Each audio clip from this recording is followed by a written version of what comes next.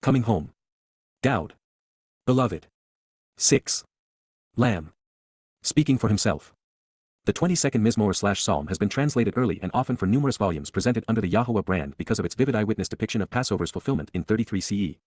It was initially retranslated as part of the concluding chapter of the previous volume of Coming Home, Chag Matsah, in my quest to better understand why Dowd's testimony regarding the fulfillment of Pesach was written in first person. But then I removed it, placing it here, because I wanted to establish a more comprehensive foundation for the Zoroa's self-assessment. And subsequently, based upon what we have discovered, a review of the 22nd Mizmowr now appears in Yada Yahowah Volumes 4 and 7, YYV Invitations and Shana Years. It is also now in Twistianity, Volume 5, Philology Imposter. Needless to say, we have learned a great deal and have grown in our relationship with YAHOWAH. And as part of this growth in understanding, we have come to appreciate and acknowledge Dowd's desire to fulfill the YYV and subsequent actions to do so. And now, as we strive to properly present the life and lyrics of the Messiah and Son of God, it is time to return to his eyewitness portrayal of Pesach's fulfillment in year 4000 YAH. His excruciatingly graphic and copiously detailed, first-person account of what the Passover lamb endured was written by the man who endured it. I want to give our king his due by properly conveying the lyrics of the Messiah and Son of God as he described the events of the 14th of Babel in year 4000 YAH. As we proceed, we find that the dedication of Psalm 22 includes a unique variation of a common word, al, which was written ilf. And since oath would create the plural of il, my assessment based upon what we have recently discovered is that Dowd intends for us to consider how each definition of il applies during the fulfillment of Pesach. Dowd David wrote. To the glorious director and everlasting guide, YAHOWAH, concerning the approach of the brilliant conductor and preeminent orchestrator who is enduring and magnificent, according to the leadership of the ram, the lamb opening the doorway, leaping like the buck, al-th, the plural of il, ram or male lamb, the leader who governs, the door jamb or doorposts, a buck or stag, and one who is sufficiently strong, healthy, and vigorous to protect the flock, of the dawn, hashakar, of the sunrise at daybreak. A song, Mizmowr, a psalm with lyrics set to a melody, of, La, Dowd, Dowd, the beloved. Mizmowr/lyrics of a song/Psalm 22 dedication. It is marvelously befitting what follows. Dowd would represent all of these things on this day and those that would follow. The Lamb of God who opened Passover's door prophetically revealed that he would say, my God, Eli, why, lama, for what reason, for how long, and to what end, have you in this moment forsaken me, as of any, have you, even for this finite time, abandoned and relinquished me, have you left me during this period and are now separated from me, having departed from me, releasing me and thus damning and deserting me, cal perfect second person masculine singular. Mizmowr/song/Psalm 22 verse 1 in part. Dowd was among the most prolific prophets and wrote these words 1,000 years prior to fulfilling them. He had volunteered for this mission. He knew why. This question was rendered for our benefit. Azab speaks of separation, of abandonment and damnation. So, when his distancing is from God, we know that Dowd's nepesh was isolated and prepared for its impending journey to Sheol. Therefore, and profoundly important in this case, Azab was scribed in the Kal stem and perfect conjugation. That separation would be genuine, albeit for a finite period of time. This means that Dowd would transition from fulfilling Pesach on Moriah to enduring Matzah in Sheol before coming home to Shemaim on Bikurim before the dawn's early light. Since the torture of Passover would end, and the celebration of Bikurim would be just a day away, the period of damnation would be limited in time but not anguish. This distinction is particularly relevant because Dowd's nepesh had been inseparable from YAHOWAH in Shemaim for 1,000 years prior to this occurring. Keep in mind that Dowd is relating his own experience and talking about something that he would not endure for another 1,000 years. So, as he takes us on a tour of his future and our past, he will be drawing us in and out of the timeline as he recalls his perceptions of these monumental events that played out long after he wrote about them. Such is the nature of prophecy, especially when the prophet is revealing his own story. Before Pesach, Dowd's soul was resident in either a nondescript Basar body or a reconstituted version of his own through the use of his DNA. Either way, as a mangled mess, it would soon be discarded and then obliterated. A corporeal form was necessary to fulfill Pesach as the man was recast as the lamb, but it would have been counterproductive thereafter. A physical body cannot enter Sheol, just incorporeal souls and spirits, and come Bikurim, having mass would have precluded Dowd's soul from transitioning the dimensions and re-entering heaven. Prior to this life, Dowd had enjoyed the comfort, encouragement, perfecting nature, enlightenment, and support of his father in Shemaim. Then, accompanied by the Ruach Kodesh set-apart spirit during his brief stay on earth, his association with God would have remained up close and personal. She would be his constant companion during this life as she had been during his previous one 1,000 years earlier. Therefore, with her now serving as a transport mechanism rather than protector and supporter, even if only briefly, there would have been a massive void. Regarding the body he was using, parting with it would be good riddance. It was now a gory mess. The Romans had ripped the skin off of his tendons and bones with their whips and now were anguishing it further by nailing it to a pole. What was left of the Basar was nearly dead, and having served its purpose, it would soon be incinerated in accordance with the Torah's instructions, never to be seen in this form again. Far, Rachok, remote in distance and time, separated in space, alienated and no longer in a state of close association, from Rachak, meaning to be removed and distant, to be sent off and to go far, away from, min, out of and separated from, my liberation and deliverance, Yeshua any, my rescue and salvation, but especially my freedom, or the words, Dabri, are the spoken and written statements, messages, communication, records, and accounts, of my anguished groaning, Shaga any, of My roaring moan as a lion, my guttural cries in torment. By alluding to the roar of a lion, Dowd is equating himself to the Lion of Yehudah. Mizmowr/song/Psalm 22 verse 1, every verse is one number advanced in the JPS Tanakh to accommodate the long introduction, making this 22:2. The realization that Dowd's soul had a long way to go to accomplish the mission is particularly relevant. Pesach is just the beginning, the first of 3 successive YYV. And the most visible, Passover isn't actually the most important step in his or our journey to God. That occurs on Matzah when our souls are perfected by the removal of our guilt because Dowd would carry it to Sheol. There is a common mistake made by Jews who believe that Passover is the main event, and that Matzah is just something to eat during it. This errant perception is advanced in Ezekiel, where Passover is the only micra Satan wants to pervert and then maintain. It is within his autobiographical account that Matzah, rather than a mode, is simply an ingredient, thereby supporting the rabbis while defeating God's intent. God calls this time Chag Matsah. Accordingly, Passover is the doorway to unyeasted bread leading to firstborn children. And, therefore, from Dowd's position during Pesach, the main event still lay before him. When speaking to puzzled Jews about this realization, I ask them, what happened among Yisraelites during the first observance of Pesach? They will claim liberation, but the answer is, nothing. They ate a lovely dinner and went to bed. They were freed from Mitzrayim on Matzah as they passed into the Sinai. And, therefore, while their lives were spared by Pesach when others around them lost theirs, they walked away from religious and political corruption during unyeasted bread. And once free, they became the children of Yisrael as they were symbolically reborn when emerging from the sea on their way to the promised land as a family. However, while Yahuwah would take the Yisraelites out of Egypt, he was not about to remove the Egyptian influence from them without their permission, which they never offered. And so, to resolve this problem, Dowd carried Yisrael's legacy of rebelling against Yahuwah with him into Sheol where their collective guilt would remain. Also worth noting, time would flow differently for Dowd's soul in Sheol during Matzah. If hell is the equivalent of a black hole, then 24 hours on earth may have passed from his perspective in a matter of seconds due to the relative mass. But since Sheol was designed to incarcerate souls forever, it may have seemed like an eternity.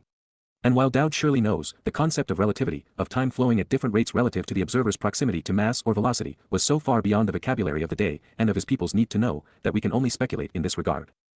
My God, Elohim Eni, I am appointed to call out and continually proclaim the summons and to make the invitations known. Kara, I am mentioned and named when reading and reciting the offers to meet and be welcomed. Kal imperfect first person singular, this day, Yomam, during this day, but, Wah, you do not answer, Lo, Anna, you do not reply or respond, Kal imperfect, so, Wah, by night, Layla. In the absence of the light in the darkness, there is no relief for me, no expectation of rest or silence. Wah lo, Dumyala, Eni, there is no cessation of noise for me, or the expectation of anything right, from Dama, to cease as a result of being cut off from Yah.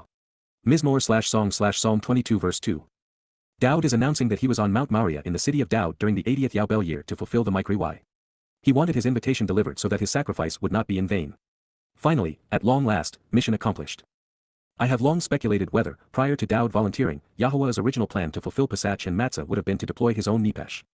This way, he would have endured the consequence and penalty of our guilt by carrying it into Sheol. And while he may have engineered a way to prevail, this approach would have been tremendously awkward. It is inconceivable that God would allow Romans, whom he despised, to torture him. And if he intended to be the lamb, why did he tell Abraham that he would provide the lamb for the sacrifice rather than serve as the sacrifice? And who incinerates the basar the nepesh occupied, if the nepesh is Yahuwah? But then it really gets messy because Yahuwah cannot be associated with our guilt, which is the whole purpose of Dowd carrying it away and depositing it in Sheol. Further, Yahuwah cannot go to the place of separation from himself. Even stranger, come Bikurim firstborn children, how does Yahuwah's nepesh play the role of his son? Even beyond this litany of impossibilities, had God fulfilled Passover and unyeasted bread, by doing so alone, he would have acted out of character. There would no longer be a justification for Moses, Dowd, or Yada if Yahuwah was willing to work alone to achieve his goals. Further, God would have deprived his beloved son of the opportunity to earn the respect he needed to guide Yisrael into the future. Therefore, Yahuwah facilitated Dowd's desire by not responding to withdraw him. He would do so, but not until the conclusion of Matzah. The full day and night of separation would not only isolate Dowd's soul, but during this time there could be no communication between father and son. It is interesting to note that there is no noise in space. This is because there is no medium for the waves to promulgate, as does sound through the air. But within the extreme density of a black hole, the noise would be oppressive as the fabric of the material realm is pulverized. It would have been anguishing. When allowing his soul to enter Sheol, Dowd had to implicitly trust Yahuwah to an extent we can only imagine. No soul had ever been allowed to escape. His would be the first and last. Of course, the good news for us is that when Dowd carried his people's guilt with him into Sheol, leaving it there, our souls were unleavened. The pervasive fungus of religion and politics was forever expunged. In this way, the covenant's children are perfected, preparing us for adoption during Bikurim. This is what Matzah accomplishes, and it explains why it is so essential for those who want to live with God. The Hebrew word translated night, Lael, actually defines Sheol as the adversity of being away from light. There would be no rest as his soul descended into the darkness, the one place God himself could not go. This is why I was so critical of Solomon when he claimed that Yahuwah would continually dwell in darkness. Incarcerated in hell, Dowd's soul would suffer, after the body he had occupied was sacrificed during Pesach to open the door to life. However, suffering was ancillary to the purpose of unyeasted bread which exists to remove the fungus of religion and politics. Our guilt was carried into Sheol and deposited there, never to be seen again. Projecting his thoughts toward his father, and recognizing that they were now on opposite sides of the universe, Dowd reminisced. You are set apart, Kodesh, you are separated and distinct, unique and uncommon, living to establish, Yashab, dwelling throughout time, intent on being the living embodiment and establishing a dwelling place, Kal participle, the renown and reputation, Tehillah, the adoration and excellent character, even the credibility in subsequent empowerment, from Halal, the brilliance, of Yisrael, individuals who persist and persevere, engage and endure, with God, freed and empowered by God. Mizmowr/song/Psalm 22 verse 3. That is my point, Yahowah is set apart from all things perverted and common, and thus from religion. The fungus could not be borne by him. It was removed so that we could be set apart unto him. There is no better news or greater gift. When Dowd carried his people's guilt with him into Sheol, leaving it there, our souls were unleavened and, thus, perfected. In this way, the covenant's children are presentable for adoption during Bikurim.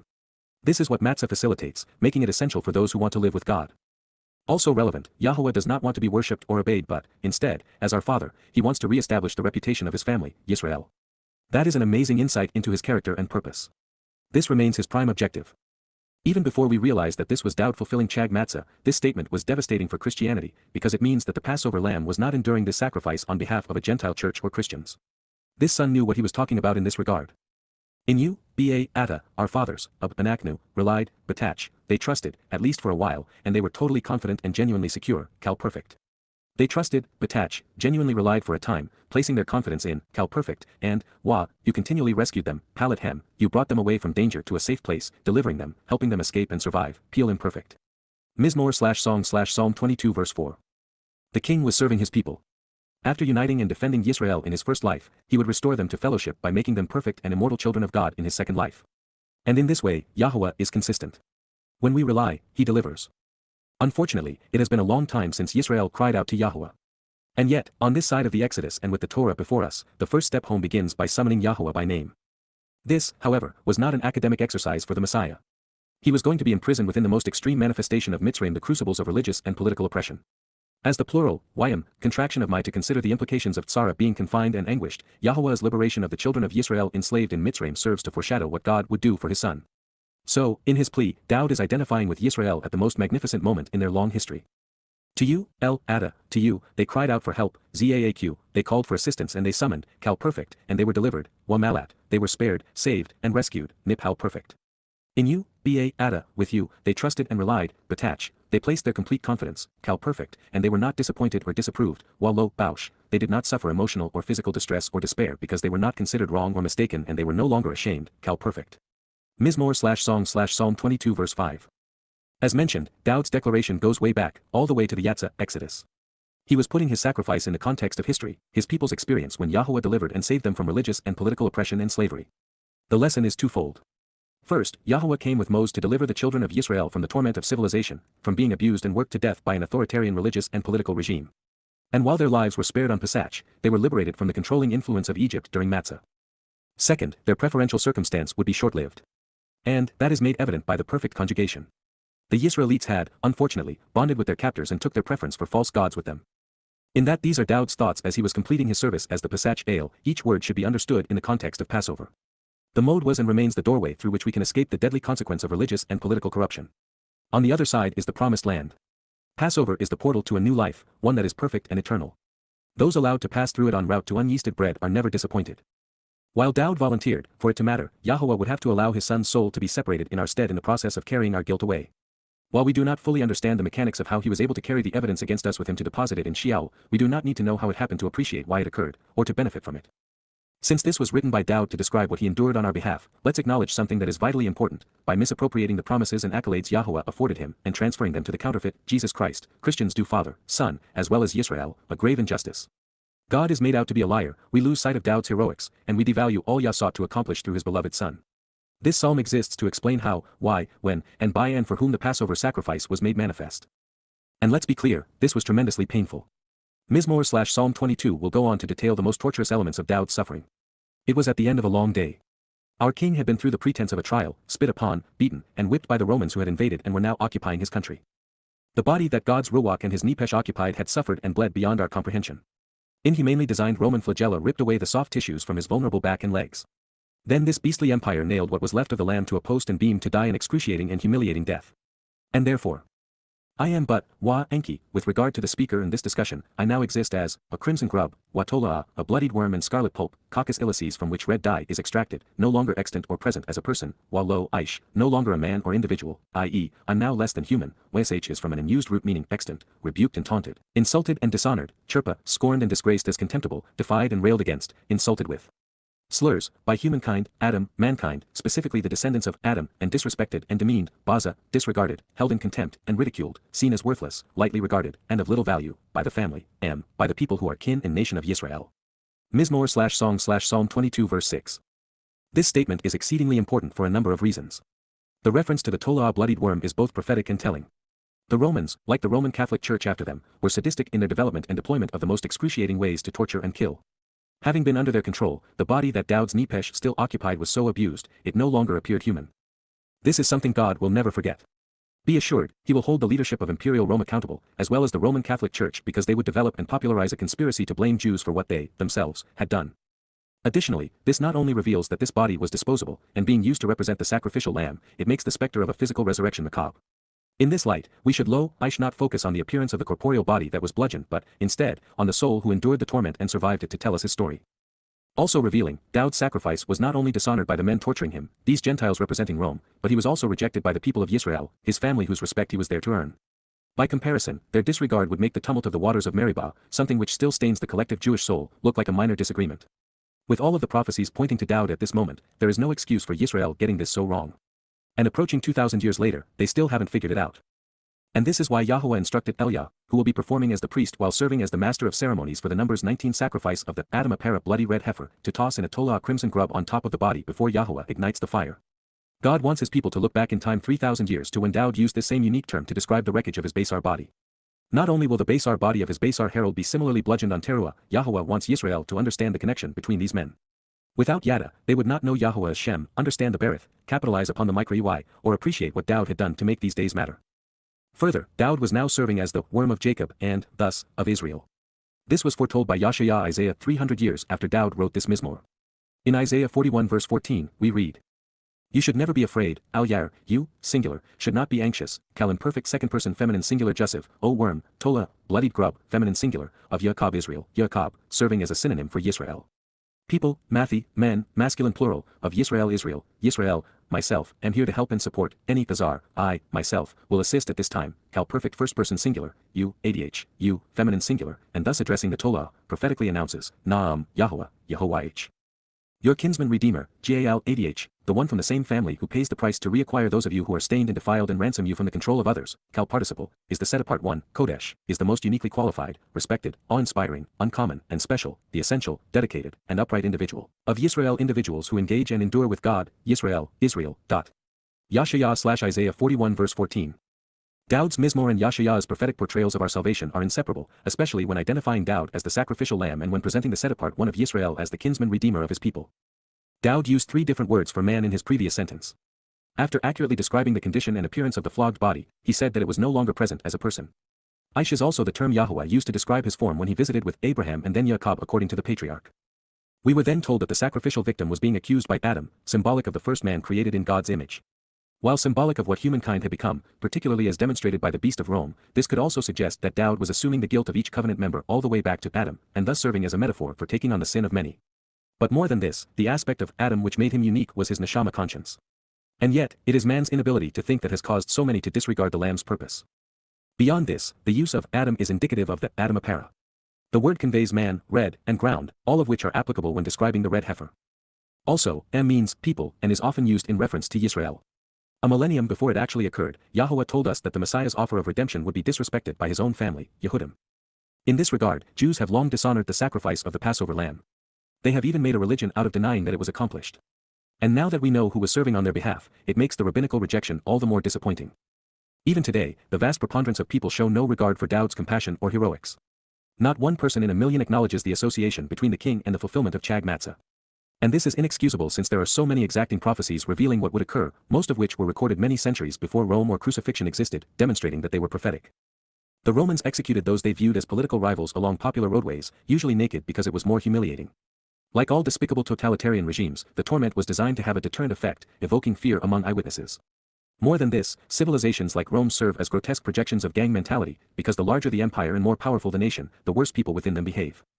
This insight explains why Dowd revealed that the bystanders were gawking at him, shaking their heads, and saying senseless things, mouths running faster than their brains. All of those who see me, kol araya any, all who gaze at me, who look upon me, they deride and mock me, speaking unintelligibly about me, disparaging me, lag la any, they speak incoherently about me, stammering disapproving ridicule while scoffing at me. They shoot off their mouths, pater ba safa, they open their mouths, flap their lips, and release an unchecked flow of all manner of things, while they shake their heads, muwa rosh, wavering from the very beginning. Mizmowr/Song/Psalm 22 verse 7. It has been this way from the beginning, and nothing has changed. The world over, everyone speaks unintelligibly about Dowd, the Son of God, and all he represents.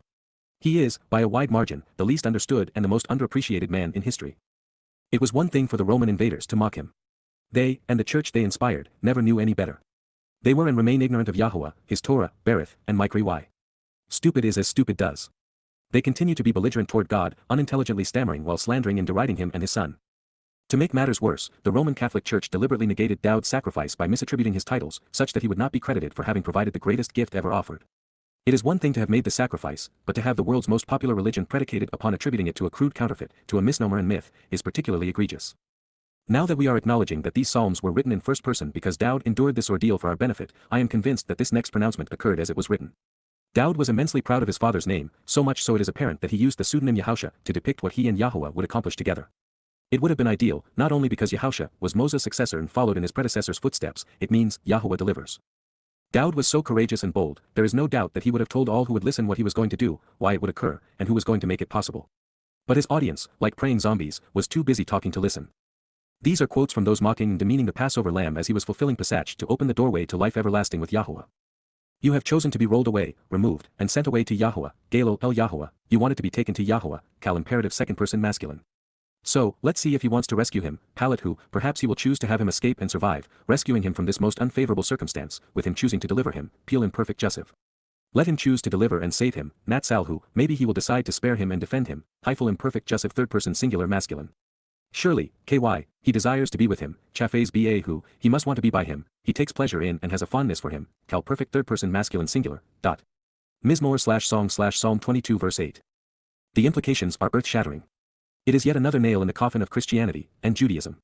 The lone eyewitness account, the single credible presentation, the only inspired testimonial of the fulfillment of Pesach Passover reveals that those who were there had heard the Messiah tell them that he trusted and relied upon Yahowah. He knew that his soul would survive and be delivered from this ordeal, which is why he volunteered to do it. He realized that the purpose of Passover was to tangibly demonstrate Yahowah's desire to rescue and save us as his covenant family from our mortality because God wants to be with his children, now and forever. Dowd was simply the foremost among us. To have these numbskulls recorded saying these things means that Dowd spoke about his relationship with Yahowah. It reveals that he had made these declarations publicly, at least to the extent that those passing by could quote him. And yet, there isn't even the slightest hint of Yahowah's name, or how Yahowah intended to deliver the soul of the Pesach isle, in anything Christians or rabbis call scripture. Other than what is recorded in Mizmowr/Psalms 22 and 88 and in Yashayah/Isaiah 41 and 53, there are no other inspired or credible eyewitness accounts of Dowd's fulfillment of Yahowah's YYV3C6. Apart from these prophecies, we would know very little about how Matzah was fulfilled to unleaven our souls or even how Bikurim was celebrated as a result. Therefore, since this accounting reveals that the onlookers that day in Jerusalem said these things using these words, they did so. And there is no possibility whatsoever that they would have said any of this if they had not heard Dowd expressing it. This realization destroys the narratives claimed by the Christian New Testament and Talmud Yerushalmi. And since their story is entirely different, you can either believe them or you can trust Dowd. Do you prefer the musing of men without prophetic credentials or would you rather rely upon the testimony of someone irrefutably inspired by God? Should there be some confusion on this matter, the Talmud, both the Jerusalem and Babylonian editions, are strictly rabbinical affairs. They record rabbis debating what they want Jews to believe the Torah means, as if they are better communicators than God. And in this regard, they are completely clueless. Given all they had to work with to discern the truth, to call these men sages is to elevate dumb and dumber to Mensa status. That is not to suggest that, even when it is obvious, finding the truth is effortless. As I've admitted, while I had privately discussed the possibility that Dowd may have served to fulfill Chag Matsah, it wasn't until I understood his motivations that I was able to appreciate why Yahowah allowed him to do so in this heroic and compassionate fashion. And even then, before publicly acknowledging it, I had to test the validity of this conclusion against every prophecy pertaining to the fulfillment of the YYV3C6 to verify that they were consistent with what we were reading in the 1st through 30th Mizmowr. And that's the relatively easy part because the real work is in coming to know and accept what the Torah says about the mode YYV3C6 while developing an understanding of how the Nabi portray them in conjunction with Dowd. One must then weave what we learn in the Mizmowr into these discoveries to develop a complete picture. And along the way, those who come to embrace the truth must be willing to go where few dare tread, because to find the answer, we must first expose and condemn the fundamentals of Judaism and Christianity. Along the way, we also encounter some bumps in our path which must be addressed. One such obstacle is here in Psalm 22 verse 8. There was an abrupt change in voice from Dowd serving as a first-person narrator to him relating what he heard being said about him. Adding complexity, Dowd is being addressed directly in the first sentence as you, and then indirectly in the next three statements as he or him. Then there is also the challenge of the opening verb, galo, which means to roll away. It sounds awkward to our ears when reading it in this context. But that's fine since the dialogue attributed to idiots is not inspired and is only true in the sense that it accurately conveys what they stated. And it isn't as ill-fitting in Hebrew as it seems in English because to roll away would have been extrapolated to mean to be removed and, thus, freed. Moreover, in the native tongue, there are additional connotations that may have been intended. He would have been crucified before the Golgotha escarpment of Moriah, which derives its name from the same verb. Additionally, galo is used to reveal that the collective guilt of Yisrael would be rolled away in this fashion. Further pertaining to Mizmowr 22:8, knowing the response of the onlookers is helpful because it not only reveals that they used Yahuwah's name in conjunction with Dowd serving as the Passover lamb, they also recognized that he had spoken of having a close and intimate relationship with Yahuwah. He had obviously spoken of doing what he knew Yahuwah wanted. As a result, they would have been aware that God's intent would be to rescue Dowd's soul, but not on this day. As we move on to address the following pronouncement, we are faced with yet another opportunity to think our way through the Messiah's lyrics. And this is because we have not been told, frankly because we do not need to know, how Yahuwah engineered the placement of Dowd's soul in this, now discarded body. So now returning to the role of first-person narrator, principal actor, and eyewitness, we find the Messiah trashing another Christian myth. Indeed, KY, it is true by contrast that, you, Ada, speaking to Yahuwah, had me to gush forth and thrash about, in normal childbirth from, Jayak any min, brought me out through the normal pushing process only to wiggle around and fight through. The primary meaning of Jayak is surge, push, or burst forth as part of customary childbirth, making this a graphic depiction of breaking the water in the amniotic sac, causing the uterus to contract, and leading to pushing the baby out during delivery, cal participle, the womb, beten, the uterus in the abdomen, causing me to rely, batach any, causing me to place my confidence, hyphal participle, upon, my mother's breasts, shed any, my biological mother's mammary glands. Mizmowr/song/Psalm 22 verse 9, 22:10 JPS Tanakh. By using Jayak min, this becomes a graphic depiction of natural childbirth, which is the opposite of a miraculous nativity. It describes the rupturing of the amniotic sac at the commencement of labor, known colloquially as the pregnant mother's water breaking, before the newborn child is pushed out of the womb during painful contractions. A mother must contract her womb to deliver her child in less than 24 hours after the Jayak min occurs for the newborn's safety and to prevent infection. Similarly, this newborn child was like all others, in that he had to rely upon his biological mother's breast milk to fight infection and survive. This is as ordinary as normal gets. Sorry, Twistians, with your Christmas pageantry, but you got the wrong guy and it didn't happen your way. Surprisingly, even with billions of examples to study, scientists still do not understand how a new soul is generated during conception. They cannot even describe its composition. We know that it exists, that all animals have one, that it has no mass and, thus, must be a form of energy, and that its arrival is the spark of life while its departure is coterminous with death. Therefore, based upon our inability to understand even the most fundamental aspects of a nepesh, we should not be surprised that Yahuwah didn't try to explain the process in Dowd's second coming. Furthermore, I think the previous line depicting natural childbirth was literal of Dowd's first life while serving only to denounce the fabled virgin birth of the counterfeit of his second life. There would have been no purpose for Dowd to return as a baby to endure Chag Matsah, just as he will not come back as a child when king. Other than to denounce the Christian Christmas fable, we are left to explain why Dowd would insert a reference to gushing forth and a mother's breasts as an ode to his Passover sacrifice and the brutality of crucifixion, especially since he found so little comfort in his mother that she is never mentioned by him. But we are now aware of another sacrifice, that of Dowd's Basar Herald, one already acknowledged by the inclusion of the crimson grub, where copious amounts of water will gush forth providing new life for Yisrael. And that sacrificial animal, as a heifer, is best known for providing the nurturing milk children must rely upon to mature. This could be Yahuwah coming full circle with his king and herald, the great ram as a lamb and the rambunctious bull as a heifer, on Pesach in Towrah, in years 4,000-6,000 Yah, dying so that others might live. Since this is one of the most important songs ever scribed, I have to be careful not to take our attention away from its message while, at the same time, being thorough in explaining my king's more obscure references so that they are not lost on us. And in this regard, much of what I have just shared with you I learned as a result of studying the 27th Mizmowr. It is how we began this volume of Coming Home entitled Dowd Beloved. He explained. Yahuwah, Yahowah is my light, my illumination and enlightenment, or any, my freedom, deliverance, and salvation, Yasha any. So, whom should I respect and revere, min my yar? Yahuwah, is the protector and fortress, Maos, of my life, Che any. From whom should I fear, min my fatched? Mizmowr 27:1. By encroaching upon me, ba carib al any, immoral and ignorant countrymen, raa, seek to devour my person in message and consume my body in proclamations, la akal f basar any. My belittling adversaries, Zar any, and my enemies, Wa Oyeb any, they will stumble and bring injury and ruin, Hem Kashal, with their approach toward me, La any Hem. And they will fall, Wa Naphal. Mizmowr 27:2.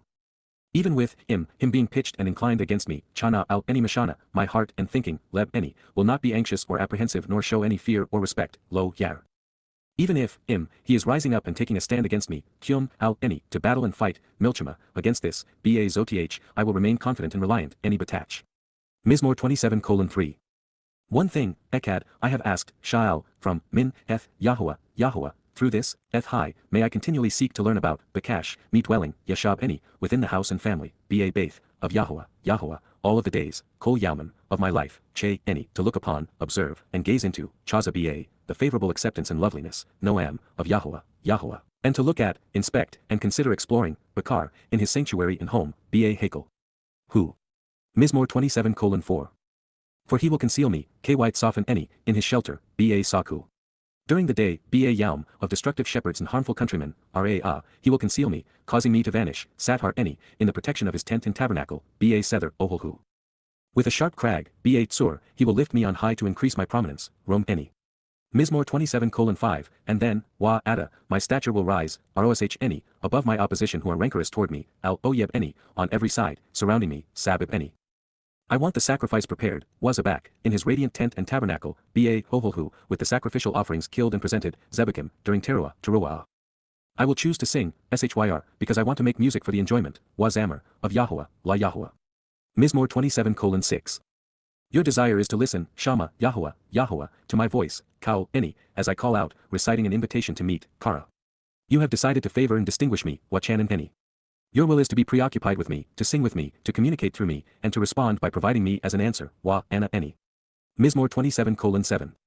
Regarding you, la ada, my thoughts and judgment, leb any, acknowledge, amar, that you have chosen to call my presence into account, bakash pana any.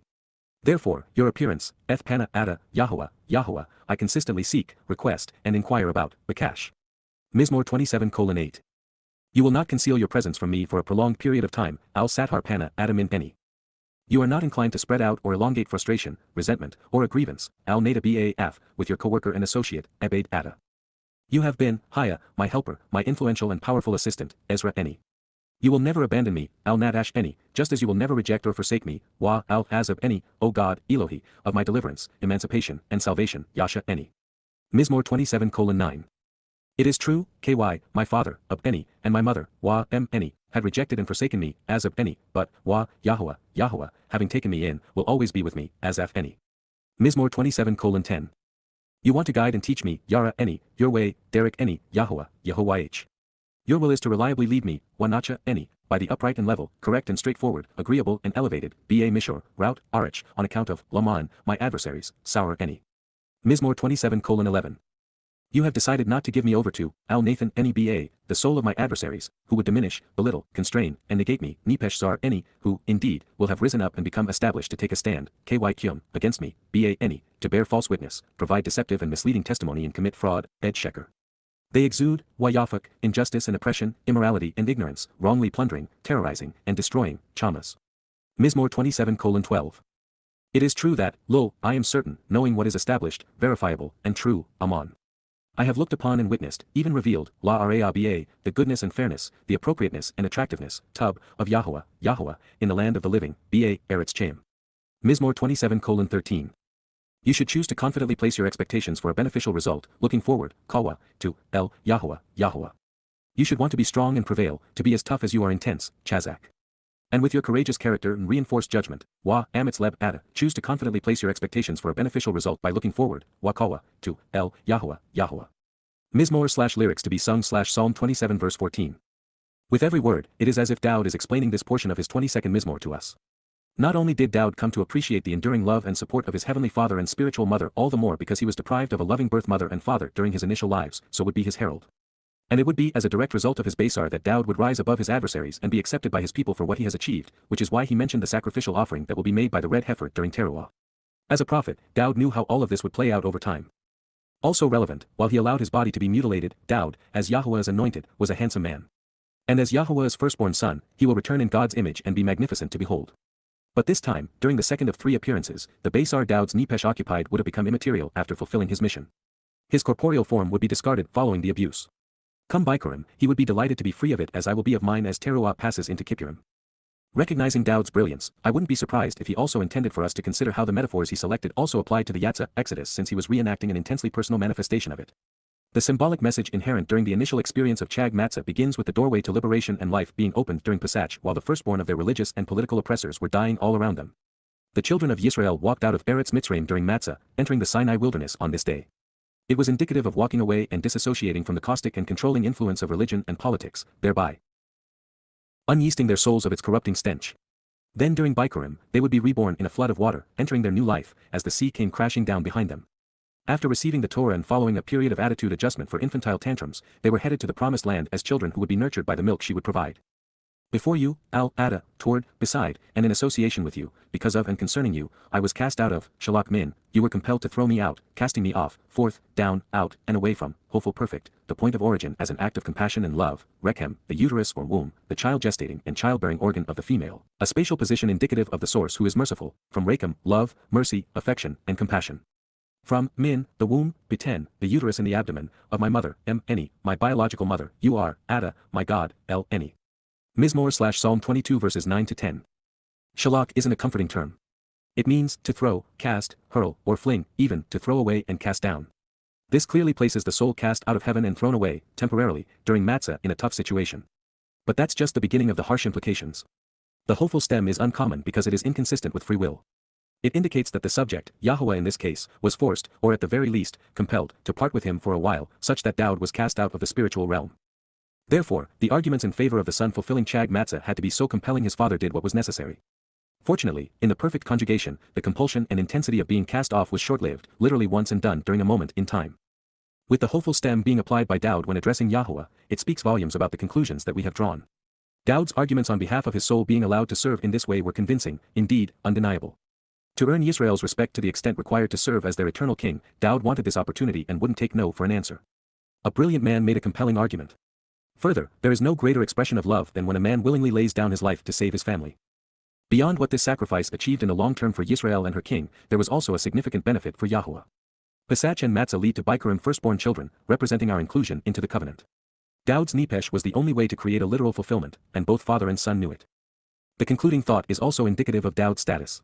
Devoid of a verb, it literally reads, "From womb of my mother you God of mine." So, no matter how we shape the action, it is apparent that Dowd and Yahowah have a history together. During their initial romp around the paddock, it is likely that they met while Dowd was shepherding sheep in Bethlehem, perhaps as early as 6 to 7 years young. He would be introduced to us as the anointed Messiah at 8. It was then that the boy who had not known the love of a mother or devotion of a father was embraced by the best of both, with God becoming his father and the Ruach Kodesh serving as his spiritual mother. Upon his return, their father and son relationship was already well developed, having spent the past 1,000 years together. And this time, at least initially, Dowd would enjoy the love of his adoptive family. The prophetic portrayal of the Passover lamb is always that of a person. God isn't a man. Recognizing then that being human was the only viable option, we are faced with the realization that it would have been impossible for such an individual to be perfect in every thought, deed, and phrase without God's assistance. Therefore, since the Pesach Ale Passover lamb must be without fault, this was accomplished by observing the Torah and being anointed with the Spirit. Its purpose, to perfect the imperfect, applies to everyone, but most especially Dowd. He said as much, and we should take him at his word. In this regard, there is no basis for the notion that Miriam Mary, in the unlikely event that this would have been her name, was unmarried, a virgin, or even a mother. Her mythical projection was derived from Astarte, the mother of God and queen of heaven in the Babylonian religion.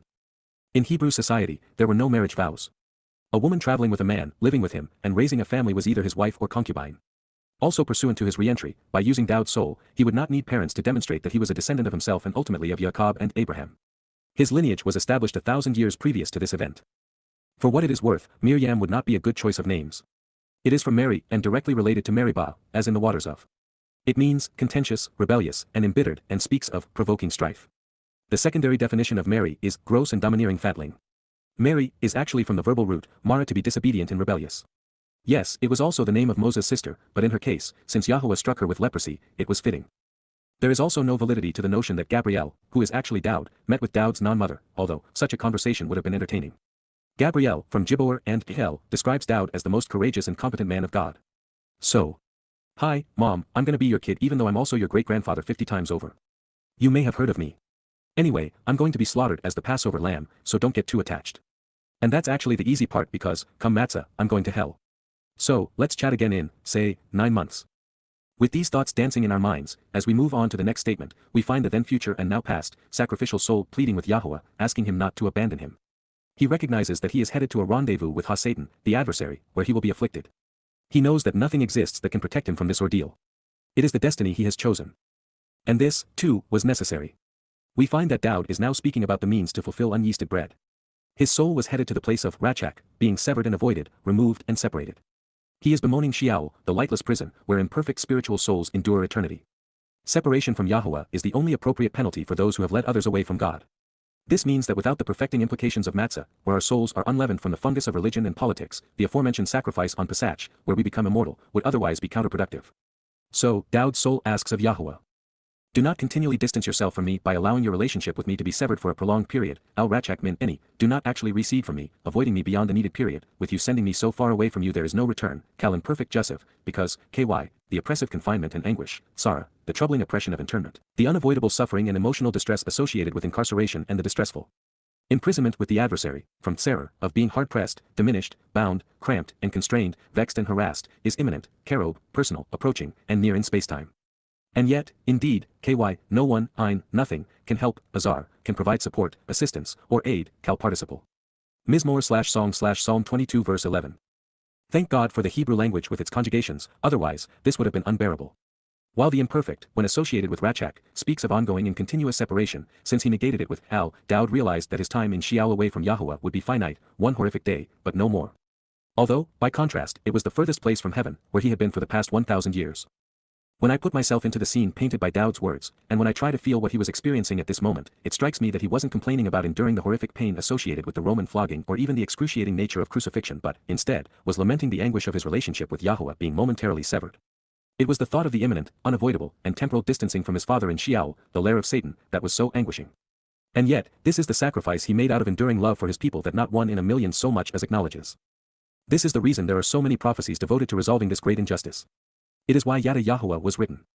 Since Tzara serves as the operative verb defining the Yisraelite subjugation within the religious and political regime of Mitzrayim, it is obvious now that Dowd was, indeed, presenting his Matzah exodus from Sheol as an intensely personal reenactment of the Yatzah exodus. His anguish would come from Tzara being constrained and diminished. He would Tzara surrender his freedom and be incarcerated. Sheol would be Tzara distressing, emotionally anguishing, and painful. And during this time, he would be with the Tzara rival and competitor to God's company, the adversary. Hell would be Tzara vexing, a time of troubling tribulation and oppressive affliction. Satan the adversary has long been Dowd's rival, the one who saw himself as being in competition with him for human souls. But as a result of what Dowd has done, when he returns, Satan will be cast into Sheol and remain. There, he will experience Tzara incarceration, being bound, constrained, and diminished. These are the attributes of Sheol, which is essentially a black hole. Further, Tzara is the same word Yahuwah has used to depict the time of Jacob's troubles. This then suggests that Dowd will have endured Tzara on behalf of his people, Yisrael, thereby earning the right to liberate them from it on Kippurim. Dowd's ordeal on behalf of Yisrael would be karob, imminent, personal, unavoidable, and near. At a place and moment in spacetime of a location and duration certain from the perspective of the participant, bad things were going to occur. He knew it. A hellacious price would be paid to honor Yahuwah's Matzah promise to perfect the covenant family. We find Tzara embedded within Mitzrayim, this Mizmowr, and the time of Jacob's troubles because Yahuwah has and will engage to deliver the children of Yisrael, the embodiment of Yisrael, and the final remnant of Yisrael from Tzara anguishing torment. The Exodus, fulfillment of Chag Matsah, and the reconciliation of Yisrael upon Yahuwah's return are different phases of the same experience and story. Dowd's foreboding song reveals that, on the cusp of being tormented by Satan, the Romans continued to humiliate him, ripping the flesh from the remnant of his body. And to think that for most Jews and Christians alike, it was for naught. It's as if Passover and unyeasted bread were never fulfilled. Numerous, a great many, fiercely aggressive soldiers, fearsome and powerful warriors, even supernatural beings, bullish beasts, frustrated bulls and wild asses, of the aggressively attacking supernatural, powerful, fighting, bullish, and spiritual warrior, serpent, Bashan, snake, related to Bahana, shame, a metaphor for Satan, surround me, Sabab any. They assemble around and encircle me, turning on me during this time, Kal perfect. They have besieged and crowned me in hostile fashion, cat heart any, in a coordinated fashion they gather about to hem me in, threatening me while adorning me with a circular crown. Mizmowr/Song/Psalm 22 verse 12. Was a clever choice because it depicts fiercely aggressive soldiers, in the first instance when modifying the bullish beasts and wild asses and then describes an aggressively attacking supernatural serpent when paired with Bashan in the second. He would initially feel the sting of Roman warriors and then that of powerful Malachite fighting on behalf of Satan the adversary. Often worshipped as a sun god, Lord Baal was represented by a bull, not only because of its strength but because the sun crosses the constellation of Taurus the bull during Pesach Passover. And, of course, God chose an Egel, Barak, and Parah to oppose Satan's influence. Therefore, for everything Yahowah does, Shakar has a counterfeit. Since it is implied in this prophecy, there may be some merit to the story that the King of Kings would be forced to wear a crown of thorns, one comprised of the same intertwined thickets that caught the lamb on Mount Moriah on behalf of Abraham, Yitzhak, and the covenant. They were witnessing a dress rehearsal for the seminal event of human history. They open, Patsah, they part, their mouths, Pehem, against me, Al-Eni, toward, like a fearsome beast, Aryeh, a destroying lion and assassin in search of prey, mangling and tearing me to pieces as a violent and abhorrent way to die, Tariff, plucking off my skin, ripping apart my soft tissues with sharp objects, violently flailing me so as to inflict a repugnant death, while roaring loudly, Sha'agi, making an anguishing guttural sound that is thunderous.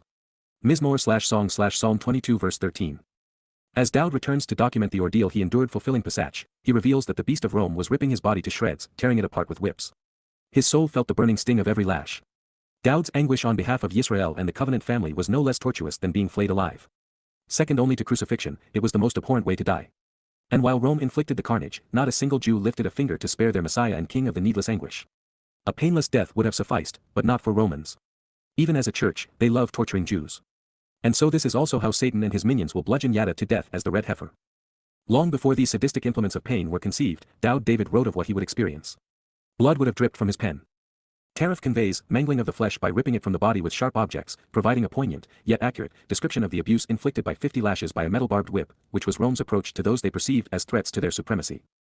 Yet, removing muscle tissue from Dowd's shoulders, back, chest, arms, and legs was insufficient by Roman standards. Our great hero would go on to describe the most horrid form of execution ever conceived by man. 5 centuries before crucifixion with ropes was invented by the Assyrians, and 700 years before it was perfected by the Romans to include nails, Dowd previews its piercing violence. We are about to discover that his prophecies are painfully precise. So that you will be able to more fully appreciate what follows, one of crucifixion's most telling attributes is that it causes the victim's bodily fluids to drain into their lungs, leaving them parched. While dying of thirst, they drown.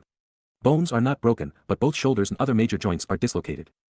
Oxygen depletion occurs because the victim is unable to stretch their diaphragm while hanging by their arms, causing carbon dioxide toxicity in the bloodstream. This results in strength melting away, starting with the heart muscles. We know this today, but these facts were not known 3,000 years ago, which is when these words were inscribed by Dowd. That makes his depiction extraordinary. His physical mortality was ebbing away. As water, ka-ha-maim, as it pertains to bodily fluids, I am poured out and weakened, shapak, I am drained and emptied, nifle perfect.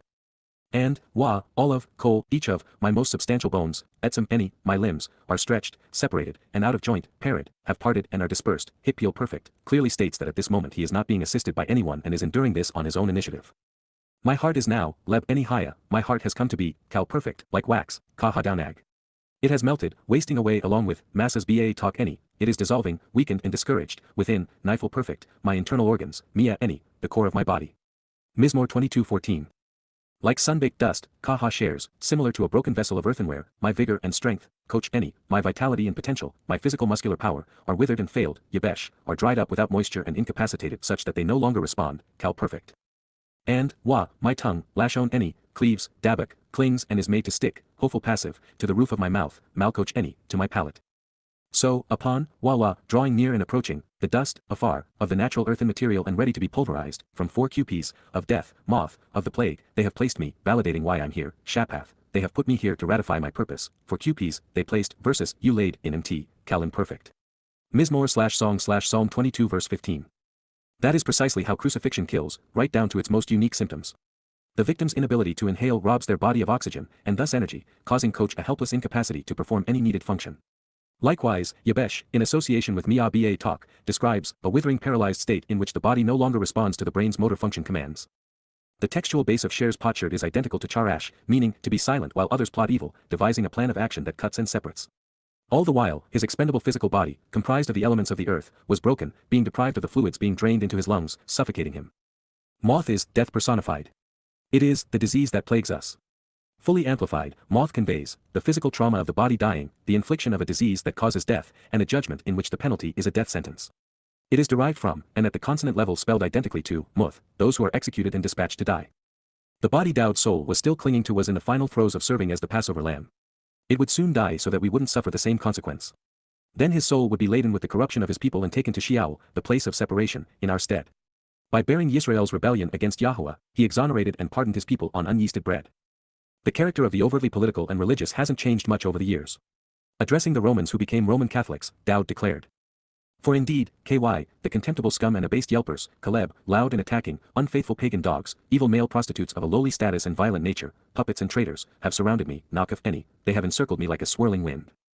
A politicized religious community providing the testimony, Ada, a congregation acting like a gang in a herd serving as witnesses, of the disastrously corrupt, RAA, of those who are wrong, disturbing, evil, and injurious, establishes a destructive annual cycle to denigrate what I'm doing, knock of any, they go around me, severing me from my source in a destructive fashion.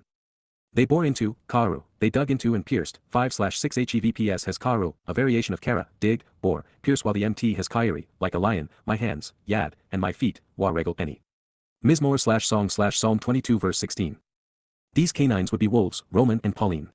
Over time, their unifying political and corrupt religious testimony would create a new cycle of events from Easter to Christmas. In so doing, they would completely denigrate Dowd's sacrifice. There would be no provision for Chag Matsah on the religious calendar of Christians or Jews. By denying Dowd's great sacrifice, they would preclude their own participation in the covenant while blocking their path to God. The enormity of what he had done was for naught, at least, for the false witnesses. It was replacement philology at its worst. As the Romans struck their blows, pounding nails into Dowd's wrists, which were considered part of the hand in the 1st century, and into his heels, they, bore through them with primitive nails constructed of tapered iron rods. While using such crude implements in this excruciating fashion was repulsive, even reprehensible, there remains a far greater crime here than mutilating and murdering the Messiah. If you are a Jew, faithful to the religious traditions of the rabbis, what I'm going to share ought to make you angry. To keep you from knowing that your Messiah, Dowd, served as the Pesach ale, rabbis altered the passage to read, like a lion are my hands and feet. This was not a mistake. It was done on purpose. All these many years later, even with the Dead Sea Scroll found at Nahal Hever in 1950 in the Septuagint confirming Karu bore into rather than Kairi like a lion, Jewish scholars are still unwilling to acknowledge that Dowd, as a prophet, accurately described what he, as a great hero, endured. They argue in favor of the Masoretic text. Their last vestige of denial comes by way of suggesting that the writing on the 2nd century BCE fragment, over 1,000 years older than the Masoretic text, is too faint to read with certainty. However, you can look it up online, as I have done, and see a picture of it for yourself if you are still wondering who to trust.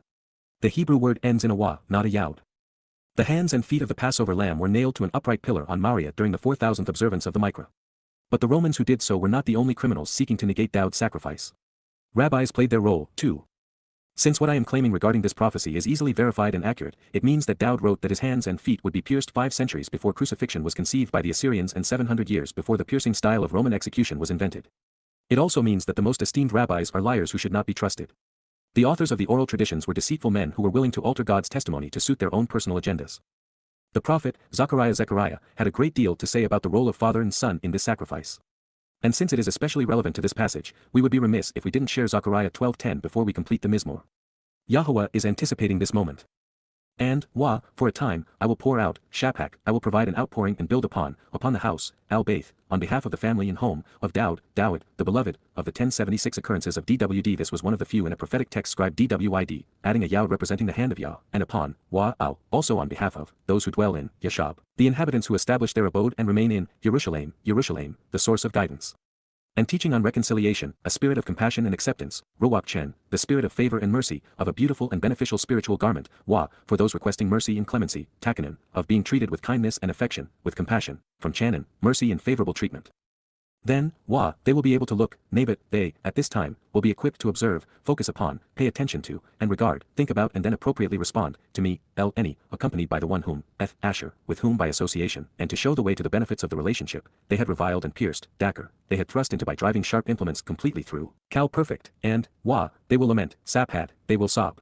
Expressing their genuine sorrow, Cal perfect, over him, Alhu, just like, Ka, similar to the way, one cries, Misped, one shrieks and howls, over the most uniquely special child and valued life, Al-Hayakid, for the only son, from Yachad, who reunited and joined together, anguished and infuriated, Wa-Marar, grieving furiously, angry and enraged, even frantic, over him, Alhu, on his account, consistent with, Ka, the anguish suffered over, Marar, Al.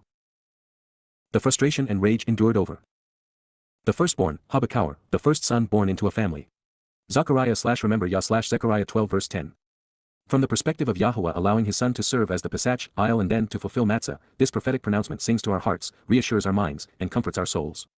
At long last, we can appreciate how and why this is possible and when it will occur. The last opportunity for reconciliation is being poured out in this special way and at this opportune moment on behalf of the household of Dowd. The Messiah represents Yisrael individuals who engage and endure with God, Yehudah the beloved of Yah, and the Berith covenant family, such that the Beit Dowd household of Dowd is comprised of select individuals representing a fusion of Yisrael, Yehudah, and HaBerith. And this is because there will be 3 distinct groups awaiting the king's return. The remaining mortal remnant of Yisrael will be joined by the covenant family harvested 7 years prior during Shabuah and the more recent gleaning of Yehudim during Towrah.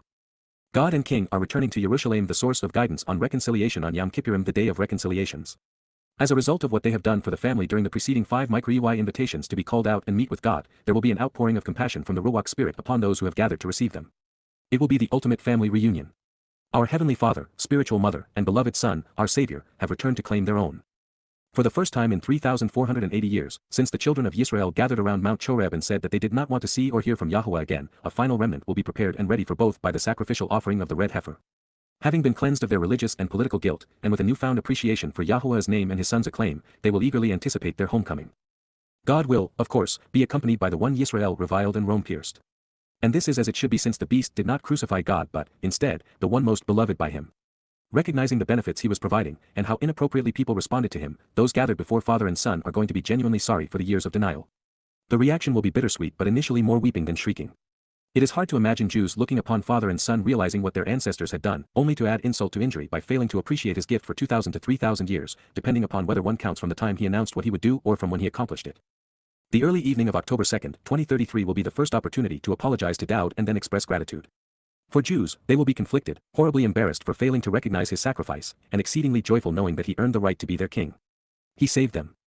This surviving remnant of Yisrael, and all those comprising the covenant family, will have made the connection between the Son who is given in Yashayah 9 and the Lamb who was sacrificed in Yashayah 53, between the firstborn of Mizmowr 89 and the Bakar of Zechariah 12, between the piercing here and also in Psalm 22. With all of this having occurred as foretold, and with Yahuwah and Dowd returning to Jerusalem, it will be hard to hold back the tears as we witness our King in all of his glory and visualize the God our forefathers ignored. Dowd's initial life among us 3,000 years ago was the most amazing in human history. He was the consummate poet and lyricist, shepherd and king, father of his nation and son of God, a prolific prophet and heroic defender of his people. His life was so tumultuous, he represented the best and worst of Yisrael. But in his relationship with Yahuwah, he became the exemplar of the covenant. And yet, sadly, most of what he came to represent was stolen from him to legitimize religions he would have vehemently condemned. Dowd's second life 2,000 years ago was the most compassionate and magnanimous in the long history of humankind. He volunteered to have his soul sent down from heaven and placed in a human body to serve as the Passover lamb to open the doorway for his people to come home. And then, he carried the guilt of the covenant family into Sheol, depositing it there so that we might be perfected and live with him and his Father forevermore. He wrote openly and graphically of what he would endure, and then he fulfilled his vows in the sight of his people. And yet, no one credited him with the most heroic and compassionate acts in the history of humankind. Worse, his people denied the micro-EY were fulfilled, while the Golim attributed his sacrifice to a figment of their imagination, damning Jews in the process. The 22nd Mizmowr was written during Dowd's initial life, about his second of 3 lives. It is hard to imagine what was going through his mind at the time. With Zechariah 12, we come full circle. The Bakar firstborn during his life as the king of Yisrael is projected through his return to fulfill the micro-EY as he was pierced for his people's redemption. The prophet then propels us into the future and onto his third arrival as he returns as king of the universe with his Father, who created it. Those who rejected him are now grateful for what he accomplished. And those who disavowed his Father are now referring to God by name. Just as there are 3 40-able epochs of 2,000 years between our expulsion from the garden to our return to it courtesy of Father and Son, the Messiah will have been here 3 times over the past 3,000 years. He showed us the way home, made it possible for us to go home, and will be there to greet us when we arrive. On the day of reconciliations, as the sun sets on October 2nd, in the Babel year of 2033, 6,000 Yah, Father and Son will return to Jerusalem as a reconciled mortal remnant of Yisrael, and immortal members of the covenant family look on with tear-filled eyes, many finally recognizing what actually occurred on the Passover Dowd both witnessed and endured. Returning to Golgotha on this day, Pesach in the Babel of 33 CE, year 4000 Yah, we find that Dowd predicted. I can count, Saphar, I can record, measure, and make an accounting of, relating to, all, Kol, my bones, Etzamoth, my skeleton and limbs. They, themselves, stare as they look right through me, Nabat Raba any. Mizmowr/song/Psalm 22 verse 17. The Romans were savages, but their bloodlust was partially moderated by breaking the legs of most crucifixion victims so that they would be unable to control their diaphragm and breathe. Once the capacity to push up against the nails that had been driven through the ankles was curtailed by broken fibulas, it effectively eliminated the ability to draw air into the lungs, causing them to suffocate from oxygen deprivation. While this sounds cruel, it was actually done to expedite death, shortening the duration of the agony from days to hours. This was especially relevant when the gruesome specter of crucifixion was visible to the religious pilgrims in Jerusalem for Passover. And it's hard to observe the Sabbath when one's view of the sunset is interrupted by the sight of Romans torturing the Passover lamb. But such was not the case with Dowd. He had been whipped to the precipice of death prior to being crucified. So, his body would succumb in a timely fashion without any of his bones being broken. This known, I'm confident that Yahuwah anesthetized his son's pain and shortened his suffering, as I expect that he will do with mine as the red heifer. The second portion of this prophetic pronouncement suggests that, even with all he had written about his sacrifice on behalf of his people, they, nonetheless, looked right past him and through him, unable to fathom what was occurring before their eyes. And they have continued to do so for the past 2,000 years. Since words paint pictures, it is especially relevant to know that the body in which Dowd's soul was residing was not hung from a cross on a hill far away as in Christian mythology. Romans crucified their victims along major roadways. It was more humiliating and served as a deterrent. Golgotha, the place of the skull, is just outside the Damascus gate and sits directly beneath what was the summit of Mount Moriah during Abraham's day. Portions of the mountain were carved away to enlarge the Temple Mount and bolster the city's walls. The place of the skull faces the main road leading north out of town. Today, the site of the crucifixion is the back parking lot for the Jerusalem bus station. The only artifact I've ever treasured is a piece of limestone I gathered from this place. In all likelihood, the mercy seat of the Ark of the Covenant lies directly beneath, protected in Yirmiyahu's grotto. The implement of death unto which Dowd was nailed did not look like a Christian cross. In fact, the Greek word used to describe it is stauros, which means upright pole. A vertical post was set and left in a recess carved into the limestone rock. And then, the horizontal component of the apparatus was placed on top of the pole once the victim was affixed to it. It would have looked like a capital T. Although, its shape and name are irrelevant and contribute nothing to our well-being, Christianity's dead god on a stick is insulting, errant, and grotesque. All that said, I would like to propose a different interpretation of this declaration. I think Dowd may have been drawing our attention to the corporeal nature of the Passover lamb with Sapar Kol Etzamoth, revealing that this accounting was entirely physical. Neither his soul, nor Yahuwah's spirit who would carry it away or die, just his body, serving as the Pesach aisle. Providing the fodder transferred into the Christian New Testament, we find Dowd revealing. They divide, chalak, they plunder, assign, and distribute, my garments, begged, any, my apparel and clothing, among themselves, lahem, and, for, my clothing, labush, any, my garments, they cast lots, naphal gaurel, they get down on their knees to toss pebbles to claim a portion. Mizmowr/Song/Psalm 22 verse 18. Dowd was pointing out something quite profound. As he was making it possible for us to live forever as part of Yahuwah's family, inheriting all that God has to offer, Romans were looking down, playing with pebbles to determine who could steal his dirty, blood-stained laundry. And while this no doubt occurred, and was relevant for the reason I've just shared, Christians have misappropriated it to prop up their faith. Without any corroborating evidence, they postulate that their Jesus fulfilled another prophecy, or at least, the Romans had done so. And while it proved nothing other than Christian desperation, there is a serious problem with the gospel attestation. This was written in first person by the most famous of Jews and, most assuredly, not by Jesus. My means, might not his. But alas, if these Romans had been Roman Catholics, they would have scooped his apparel up, designated his robe as a holy relic, and then erected a lavish shrine so that the faithful could worship it while they collected a visitor's fee. With Dowd's last words on the upright pole, Yahuwah's spirit departed, leaving the soul of the Passover lamb to bear the guilt of every covenant member. He pleads. But you, Yada Yahowah, Yahowah, an accurate transliteration of the name of Eloah, God guided by his Torah, instructions regarding his Hayah, existence and our Shalom, reconciliation, you will not be far away for a protracted period of time, Lo Rachak, you will not continually disassociate yourself from me, Kal imperfect Jussiv. This prophetic statement affirms two things. During Matzah, Yahuwah and Dowd would be separated from one another but not for long. This is why Rachak was scribed with a negation of the imperfect conjugation. The Messiah's pronouncement also provides the set-apart spirit with a descriptive title. Ayaloth is the feminine plural of Ayal, one who assists and helps, empowers and strengthens. My Ayaloth, my source of strength and help, Ayaloth any, one who empowers and assists me, she who provides aid, making me effective and influential, feminine plural form of Ayal/Ayal, the strength, fortitude, and ability of the ram opening the doorway, it is my desire and your decision, my choice and your will to act quickly, hastening the process, rapidly rushing in with the minimum passage of time, Chush. You and I want you to be prepared to act as swiftly as possible, Kal. Imperative second person singular pedagogic cohortative, to assist in my rescue by supporting me, La, Ezra any. Mizmowr/Song/Psalm 22 verse 19, 22-20 JPS. Just as the Hebrew language was embodied with the unique capability of limiting or extending the action of a verb over time, it was endowed with the ability to express volition in first, second, or third person. And here as before, we find that minimizing Dowd's tenure in Sheol is his will and God's choice, his desire and Yahuwah's decision. Obviously, Dowd wanted his time confined in the lightless realm of Sheol to be limited. And he realized that, since no one had ever been retrieved from hell, he would be reliant on the set-apart spirit whom he was calling his Ayaloth source of strength and assistance. She would be working with Dowd to empower the Passover lamb and help open Pesach's door and then perfect the covenant family by removing our guilt. Ayaloth, pronounced as Yoth Luth, is being used as a divine title, similar to Elohim, although now in conjunction with the set-apart spirit. This proper noun appears this one time in the Nabi prophetic text. Ayaloth is the feminine form of Ayal and, thus, is the power behind the Passover lamb opening the doorway to heaven. The name reveals that our spiritual mother is Ayal, devoted to providing us with the ability to do whatever is required, empowering us such that we benefit from the Pesach Ale and find our way home to Yah. On this day, she would abandon the dying body and then escort the surviving soul from Pesach to Matzah, from Jerusalem to Sheol to fulfill unyeasted bread, taking our collective guilt along with him. Once there, she would observe from the outside for the ensuing 24 hours of Matzah, referencing earth time rather than Sheol time, which would pass more quickly, remaining vigilant and prepared to aid and abet Dowd's release. Thereupon, she would envelop Dowd's nepesh and empower him, preparing him for his return in conjunction with firstborn children. Yahuwah has consistently called his spirit the Ruach Kodesh, which means set-apart spirit. Because ruach is a feminine noun, this reveals that Yah's spirit represents God's maternal nature. And by being Kodesh, we know that our spiritual mother is set apart from Yahuwah to serve those who are set apart from man's ways. That is to say that she comes from Yah, that she is part of Yah, and that she is set apart from Yah to ensure that we are seen as separate and distinct from religion and politics. Knowing this, Dowd is confirming his rendezvous with the set-apart spirit, affirming that the Hialoth will be there to liberate his soul from the black hole of Sheol when the job is done. It is my desire and your will, my choice and yours, to deliver my soul, to snatch away and save my soul, Natsal nepesh any, you want as do I for you to do what is required to rescue and liberate my consciousness, hyphal imperative second person singular paragogic he cohortative, from the horror, heat, desolation, and ruin, min choreb, my unique position as son and precious life as the firstborn child, yakid, any, from the influence, min yad, from the hand and actions, of the contemptible. Scum and abased yelpers, Caleb, loud and attacking, unfaithful dogs and evil male prostitutes of a lowly status and violent nature, puppets and traitors. Mizmowr/Song/Psalm 22 verse 20. The only aspect of the Messiah and King deployed during the fulfillment of Chag Matsah was Dowd's nepesh soul.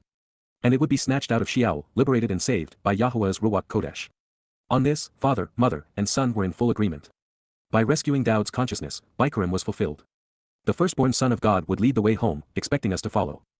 It is apparent that the abased yelpers who hounded Dowd during Pesach as he was being flayed alive were demonic and anticipated in Sheol. Although, there is another possibility. The Hebrew word for dog is Caleb. As a compound of kol al and leb heart, it suggests that those who are being so abusive, barking and sniping at the Messiah, are feelers, not thinkers, religious rather than rational. They were all heart and no head. There is another crime which must be exposed. The Masoretes vocalized the textual consonants CHRB as cherub rather than choreb. The former is a knife, dagger, sword, axe, or chisel.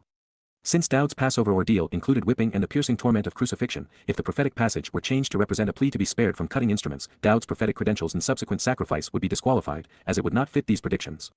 Not knowing any better, the politically motivated clerics, who prepared the King James Version, perpetuated this mistake. Then, since the ASV, NIV, NKJV, and NASB are more revisions than new translations, they replicated the error. The King James Version published, "Deliver my soul from the sword, my darling from the power of the dog." They came up with "my darling" by including Yakid, only child, which was scribed after Caleb, evil yelpers, rather than making it part of the next statement. The New American Standard Bible, which claims to be literal, reads, "Deliver my soul from the sword, my only life from the power of the dog." The New Living Translation decided to ignore nepesh, soul, the most important word in this statement. "Save me from the sword, my precious life from these dogs." Correctly rendered, the passage is prophetically and historically accurate, informative and important. The set-apart spirit was tasked with the responsibility of retrieving Dowd's soul from the desolate lifelessness of Sheol, rescuing him from its horrible heat as well, something that is part and parcel of the event horizon of a black hole. Therefore, long before we were introduced to the concept of a black hole, we find some of its attributes depicted in this text. It is a horrible and ruinous place of complete destruction subject to intense heat. This experience is further detailed in Mizmowr/Psalm 88. Collectively, this is the who, when, how, and why behind the fulfillment of the first three Mikri Y. Yahuwah, Dowd, and the set-apart spirit were in one accord, all committed to establishing the covenant family. And they knew that our king would not be incarcerated any longer than was necessary.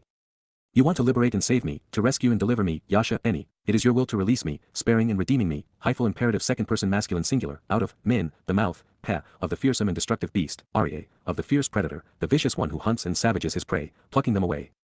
And from, Wamin, the horns of the flashing light that has risen on high, Karen Ram, the horned one seeking the highest status in elevated places wanting to be lifted up and trumpeted as a supernatural source of light, you have answered me during my affliction, Anna any, you have responded to me as I'm being harassed, Cal perfect. Mizmowr/Song/Psalm 22 verse 21, 22 in the JPS Tanakh. This is our second encounter with this fearsome beast, but this time, we learn even more about him.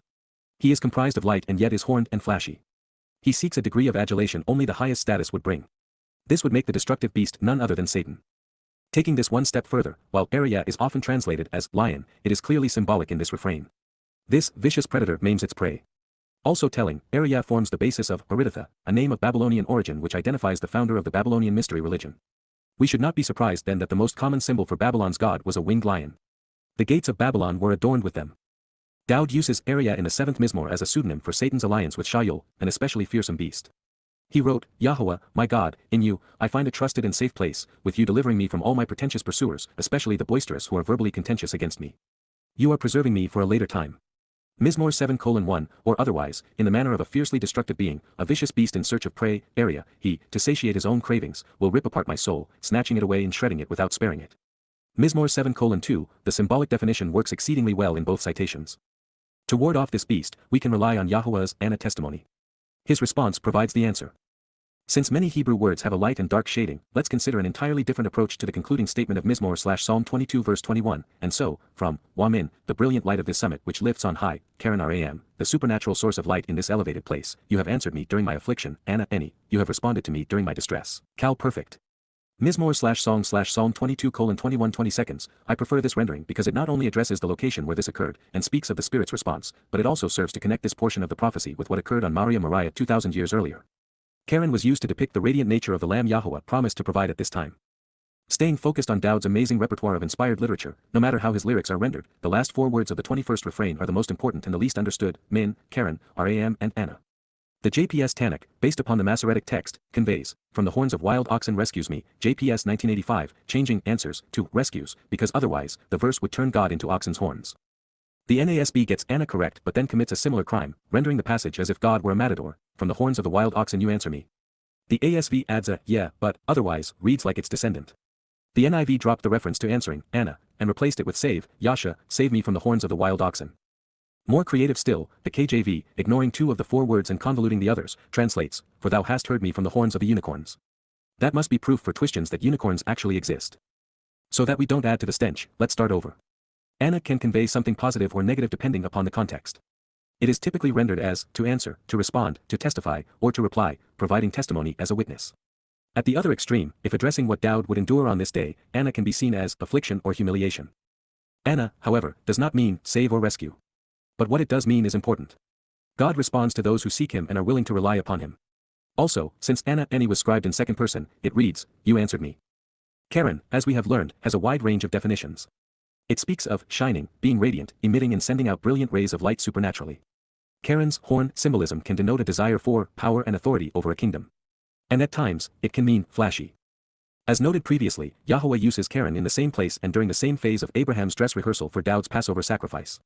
Speaking of the sacrificial lamb that was substituted by Yahowah, God said he had shining horns of radiant light, Karen, brilliant flashing rays of light similar to lightning from a supernatural source, symbolic of power, status, and might, a trumpet for signaling a message, and was the summit of a mountain.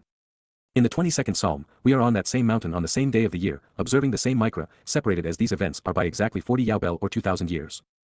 Those who miss the meaning offered by the words within the passage, find their oxen and unicorns in the vowel pointing, not in the text itself.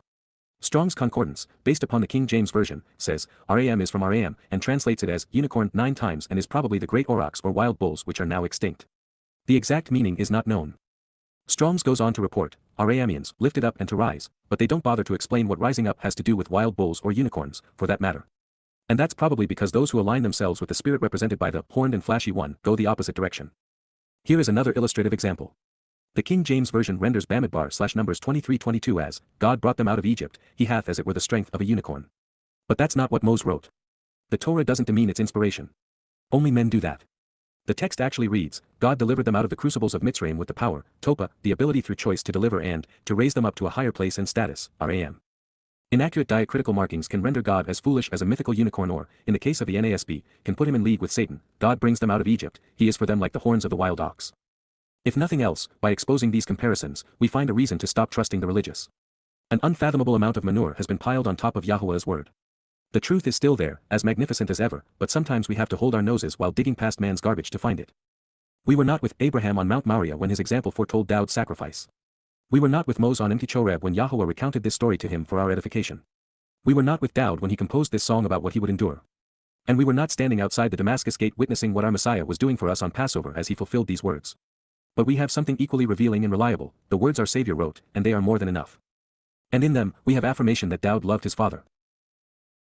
I have chosen to continually recount, providing a written record, Saphar, I want to always proclaim, especially in writing, Peel in perfect cohortative, of your name, Shem, Ada, your personal and proper designation, reputation, renown, to my brethren, La, Achni, to my relatives, kin, countrymen, and family, within the midst of, Ba talk, the summoned community who have been called out, Kahal, the assembled who have gathered for this purpose, so as to radiate your brilliant source of enlightenment and extol your virtues, Halal, Ada, to become radiant and ongoing with you while commending your merit, Peel imperfect.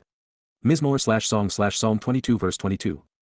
Yisrael's most acclaimed shepherd and king, Yahowah's Messiah and son, recorded, related, recounted, declared, and proclaimed, God Shem, his personal and proper name. Too bad his brethren failed to follow his example. Dowd affirmed what his people have made a religion out of denying. It isn't just interesting, it is religion-shattering that Dowd never departs from his first-person account of Pesach and Matzah. He does not speak of another individual or ever address a third person. You will never find Jesus, or even Yahush's, name on his lips or scribed from the point of his pen. It simply does not exist. Since Yahuwah inspired every Nabi, since they are all keen on conveying Dowd's name and none mention someone named Jesus, this means that either no one by this name contributed meaningfully to his people or he had no interest in us knowing or using this name. And that makes the misnomer, Isu Christu, Jesus Christ, completely inappropriate from God's perspective. This crude counterfeit would be no more God than Julius Caesar. Curiosity prompts us to consider why the lie would be preferred 1,000,000 to 1 over the truth, especially since the world is preoccupied with the corruption of a name Yahuwah never mentions. A third of the planet's occupants will celebrate Christmas and Easter, even categorize themselves as Christians, when Jesus Christ never existed. Even his alleged death and resurrection make him more like Dionysus or Osiris than anyone spoken of by God. Dowd volunteered to endure the sacrifice because he loved Yahuwah and his people. Respect and revere, appreciate the astonishing awesomeness of Yahuwah, Yahowah, the proper pronunciation of the name of Eloah, God as directed in his Torah, teaching regarding his higher existence and our shalom, restoration, to radiate his light, Halal make his brilliant source of illumination clearly visible. Every, Kol, descendant, Zerah, seed, child, offspring, family, and progeny, of Yaakov, father of Yisrael who was renamed Yisrael, you should choose to consider him worthy of respect and massively significant, Kabad who, elect to hold him in high regard, valuing him immensely, Peel imperative. You should want to live with him, Wagor Min who, you should choose to become a welcomed guest in his company, sojourning to the place where you dwell and remain as a result of your reverence and respect for him, Kal imperative, all you descendants of Yisrael, Min Kol Zerah Yisrael, including every child who engages and endures with God. Mizmowr/Song/Psalm 22 verse 23. Dowd was speaking of something he knew better than anyone.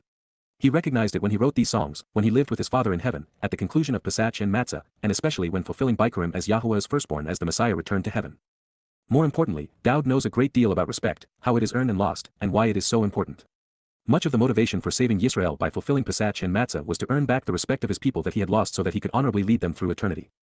There are two approaches to leadership, earned and imposed. Kings and generals demand compliance and achieve submission through fear. Questioning their edicts and orders comes at a high price and rejecting them is a deadly proposition. With them, their authority to rule is imposed through intimidation, incarceration, and death. Dowd had been a shepherd, and he knew the importance of earning the respect of his flock. He had tangled with lions and bears, risking his life to protect them. As a shepherd king, the Messiah was devoted to protecting his people and defending their home. He had earned their admiration when he slew the foremost warrior of the day who would have subjugated Yisrael had Dowd not prevailed. But he would squander it by the way he responded to Shaul, Absalom, and Bathsheba. Over his life, he earned it back and then gave it away. As Yisrael's greatest defender, the Zeroah, protective ram and sacrificial lamb knew that he would be able to endure whatever the Romans, as the Goliath of their day, brought to bear against him. This time, he would use the body his soul had occupied as the stone. The ruach would be the sling. In so doing, he would earn his people's respect such that he would lead them as a shepherd, knowing that they trusted him. One more battle, just 2 days of conflict, would pay dividends forever. It was as brilliant as it was heroic. But knowing the full extent of the excruciating torture 1,000 years in advance, while recognizing that it would be another 2,000 years beyond that until anyone credited him for making these sacrifices for his people and still be willing to carry out his commitment requires a level of courage and character exemplified in a single, solitary soul. So, now you know why Yahuwah chose him and loves him. Dowd was not just willing, he wanted to do it. He sang about it. 1 stone was all he would need to fell the devilish giant threatening his people. Although, when Yisrael denied Pesach's fulfillment and his foes turned the lamb into a god, it had to sting worse than the whips. As before, defending Yisrael by defeating those seeking to subjugate the people would be easier than subduing the more intrusive foe devouring the nation at its core, religion. To resolve it, Dowd's soul would accept our guilt, carry it with him into hell, and endure the mikra of Matzah in Sheol. After redeeming his people, Yahuwah liberated Dowd's nepesh, saving him in an act that further enhanced the son's respect for his father, which is why he is singing about it here. It would be a beautiful picture, with Dowd now bathed in his father's light. He would be the firstborn of Bikurim as a result of what he and his father had accomplished on Passover and unyeasted bread.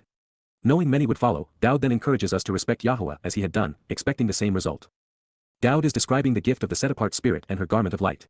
She has the ability to empower us and enlighten us, teaching us, while rendering us perfect in Yahuwah's eyes by immersing us in her brilliant light. She provides the spiritual rebirth required to be adopted into Yahuwah's family. What's particularly revealing in this regard is that halal means to radiate light, not reflect it. For this to occur, we must have the light source within us. When we are born anew from above in the set-apart spirit, she resides within us, becoming the source of our illumination, empowerment, and enlightenment. Halal is almost always translated as praise, but this is not its primary definition, and it misses the point. Halal's preferred connotation is to shine, to radiate bright and brilliant light, to make clear and visible by bringing forth the light, revealing its source. While the secondary meaning of the word can mean extol in the sense of admiring, in addition to boasting, these inferences can lead to the word's dark side. Halal's tertiary connotations include to make a show, and to be praised for it, to create a grandiose appearance, to be foolish, insolent, and arrogant. The darkness associated with halal's light exists because Jesus Christ wasn't the only counterfeit to torment God's people. According to the prophetic portrayal of Satan presented by Yahshua in Isaiah 14, Halal ben Shakar is the name of the most prevalent counterfeit god. He is the Lord of Christianity, the Allah of Islam, and the Jidi and Hashem of Judaism. The Messiah Dowd carried all that pertains to his aspirations to be worshipped as the god of religion into Sheol with him. It was the biggest of all burdens. As for Yahuwah, he did not create us to praise him. He is not insecure. Moreover, the idea of worshipping God is perverse. Having us worship him would be like having thoughtless tadpoles croak out that, by comparison to frogs, men are really swell, all while prostrating themselves to onlookers and choking down stray flies and swimming in slime.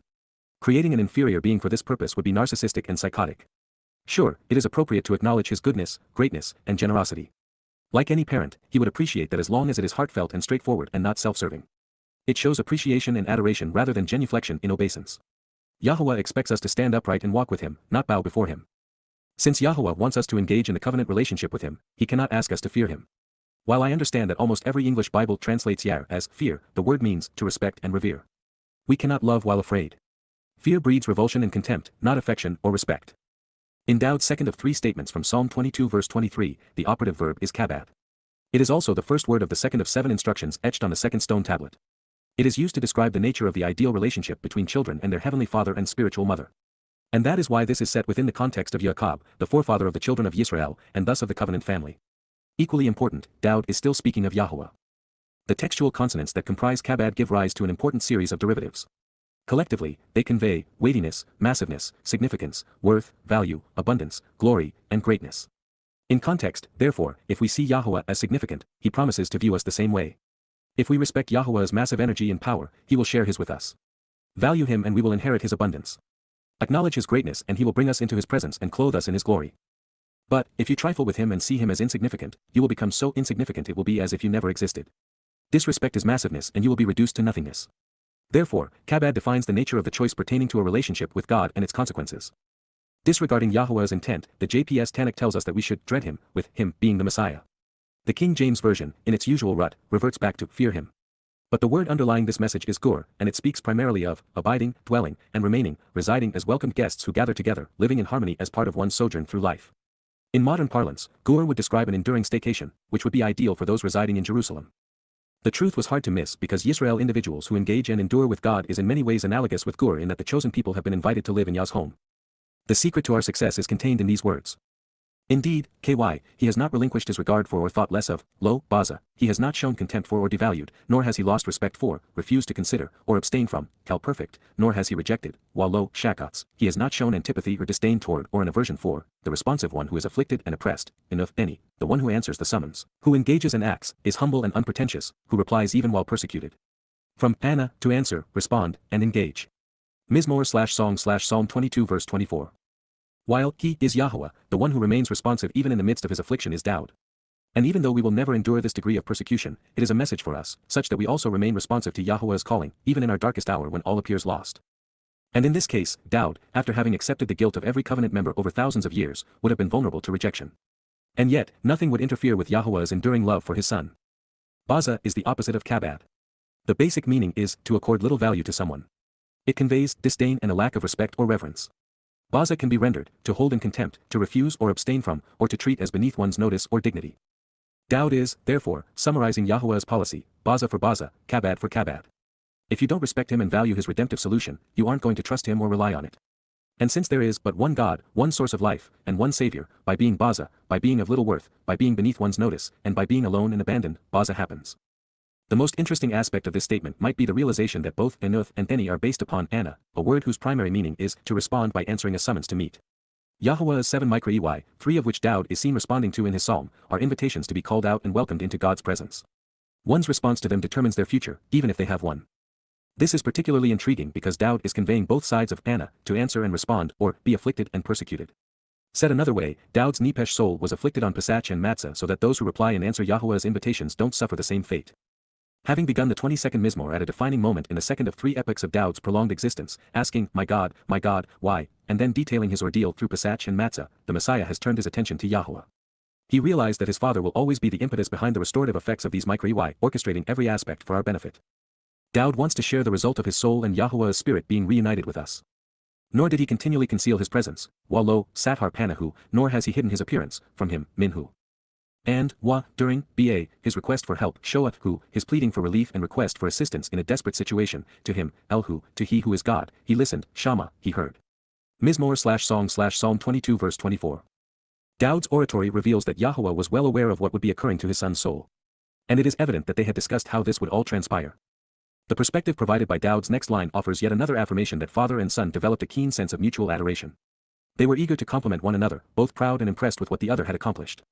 In so doing, they reveal what fulfilling Chag Matsah accomplished, while helping us better appreciate why Yahowah prefers to work through special people like Dowd rather than alone. Even God couldn't achieve this moment independently. And from Dowd's view, the son is singing his father's praises because he was grateful for what he was accomplishing on behalf of Yisrael.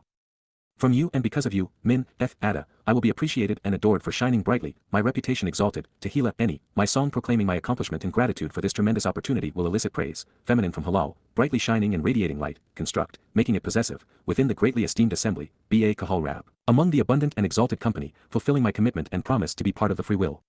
Offering, Neder Eni, my vow. I am fulfilling restitution and complete restoration, Shalem, I am offering for enduring recompense and renewal, Peel imperfect first-person singular, in a conspicuous and straightforward fashion in the presence, negged, openly and in full view, of those who respect and admire it, YAHOWAH. Mizmowr/Song/Psalm 22 verse 25. Dowd fulfilled the means to our restitution with God, completely restoring the covenant relationship in a straightforward and conspicuous manner. It is the greatest of all gifts. Our King has earned the respect and adoration of God and every covenant member. And if they had not been so easily indoctrinated, the same would have been true of every Yisraelite and Yahud. So, while it was the greatest achievement in his life, it was Yahowah who made this possible.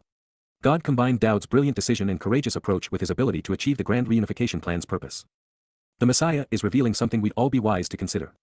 Having convinced God that he should be allowed to honor the most important promise ever made by enduring this excruciating trial during Chag Matsah as the sacrificial victim, Dowd is acknowledging that, while he will be adored for having done so, Yahowah deserves the credit. Without God, Dowd does not exist. Without Dowd, God is still God, just lonely. But beyond the obvious, had Yahowah been an absentee landlord, disengaging after creating the place and players, Dowd would not be worth knowing or remembering. Without Yahowah choosing, anointing, and inspiring him, he remains a shepherd, his great potential squandered in Bethlehem. It goes far deeper. Without Yahowah conceiving, articulating, and enabling the Berith and Micro-EY in the Torah and then demonstrating their effectiveness in the lives of his people, Dowd's sacrifice would have been meaningless because it would not benefit anyone. Dowd was motivated by what he knew Yahowah had done and would accomplish through Pesach, Matzah, and Bikurim on behalf of the Berith. And he recognized that his father was capable of orchestrating the entire affair to justifiably reconcile his relationship with his people. Yahowah made it possible for Dowd to be great. And Dowd understood the opportunity God had presented, he accepted the conditions and benefited from the result. And now, because of what father and son have accomplished by working together, the same opportunity, conditions, and benefits are available to everyone else. From you, and because of you, Min, Ada, there is an appreciation of what I've accomplished, my renown and reputation are adored, providing me the opportunity to serve while shining brightly, Tehillah, Eni, within the greatly exalted assembly, Kahal Rab, fulfilling my commitment and promise to be part of this free will offering, Neder, Eni. I am fulfilling restitution and complete restoration, Shalem, in a conspicuous and straightforward fashion in the presence, negged, of those who respect and admire it, YAHOWAH. This was easier said than done, making the expression especially cathartic. Dowd lived his life in awe of Yah, always appreciative of everything he had done for him. And over the past 3 days, they had been partners, working for the benefit of the covenant family.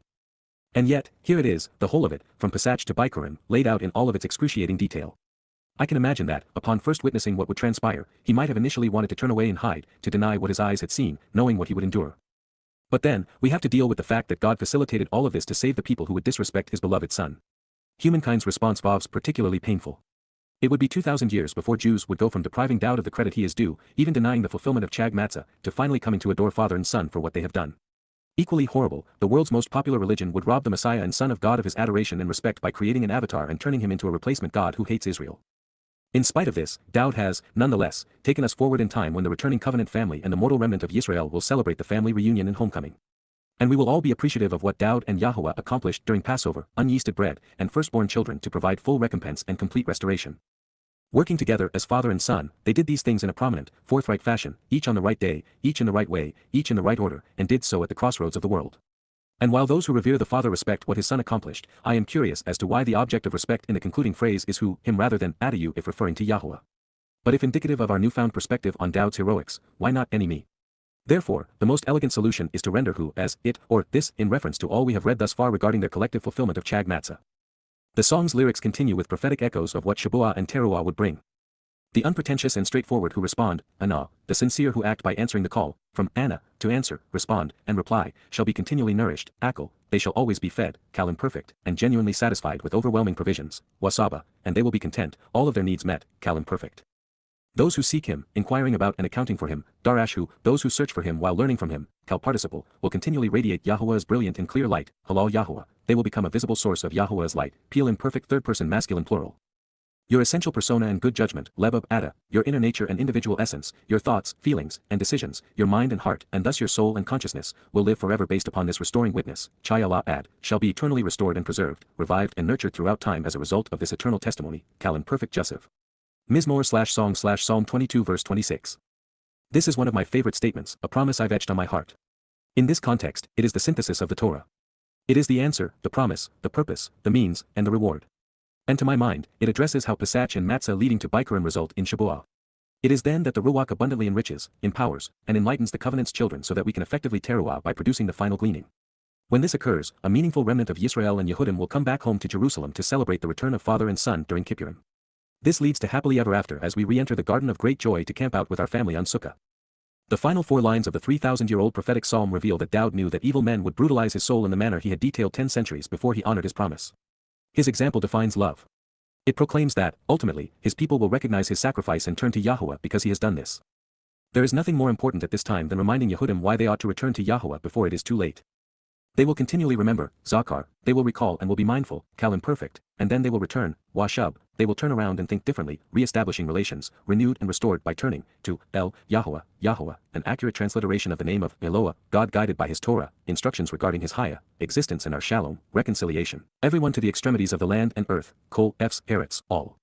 Finally without ceasing to the far extent of the material realm. And, they will settle down and camp out, while making this announcement on their own initiative, Chawa, they will verbally explain this without being pressured to do so, continually conveying their decision using words, announcing this without outside influence while camping out for a prolonged period, a staffel, reflexive of the hit peel, imperfect, approaching your appearance, Lapana Ada, upon your presence, all people and ethnicities, Kol Mishpachagawim, every member of the extended family and race, including non-Yisraelites. Mizmowr/Song/Psalm 22 verse 27. We began the 22nd Mizmowr Azab separated from Yahowah and near death, and now, we find ourselves camping out with him forevermore. We have moved through Pesach, Matzah, and Bikurim, enabling Shabuah and Teruah to facilitate Kippurim such that we are celebrating Sukkah. In this way, Chawa is a full-service verb, addressing everything from settling down and camping out to making our choice to live with Yahowah known. It is reassuring that God's campers are gathered prior to his appearance. Our mission is to ensure that father and son are pleased with the reception they receive. It is also affirming of our experience that every member of the covenant family will be there, including some very special and beloved Gawim. Be aware, no one is remembering or acknowledging he whose name is never spoken, I/Jesus. The counterfeit didn't accomplish any of this. He did not exist, and he isn't coming back. Jesus Christ is a figment of religious imaginations. He is a lousy replacement for Dowd, and he is the product of philology. Curious as to the set of circumstances whereby everyone on earth would be making this announcement before Yahowah, I found the answers provided in the text. Those included in this group are Zakar mindful of Yahowah and particularly aware of his most memorable man. And on this limited occasion, the transition from Teruah to Kippurim, it is Yada who will have laid down his life so that Yisrael might not only live, but also prepare them to exist in the presence of their God and King. In addition, every member of this mortal remnant will have Shub changed his thinking about father and son and returned home. They have arrived in advance of God's return to Chawa make this announcement on their own initiative, ready to camp out because they know who is coming and why. Also, Mishpacha, as a compound of mai, to question, and shapa, to have scraped by when others were blown away by the wind, reveals that these are the few among the many. They are well on their way to becoming Mishpacha family and, thus, ultimately, covenant. Because indeed, KY, for the express reason, on behalf of La, during the approach of Yahowah, the proper pronunciation of the name of Eloah, God as directed in his Torah, teaching regarding his higher existence and our Shalom, restoration, the king reigns, Maluka, there is rulership and royalty, from Malak, to become king and reign by providing advice and counsel, providing leadership by painting pictures with words, Wamashal, taking charge through effective communication, making informative and revealing comparisons with proverbs and parables, governing through wise discourse, Kal participle, with, BA, people from different races and places, Gawim, different ethnicities. Mizmowr/Song/Psalm 22 verse 28.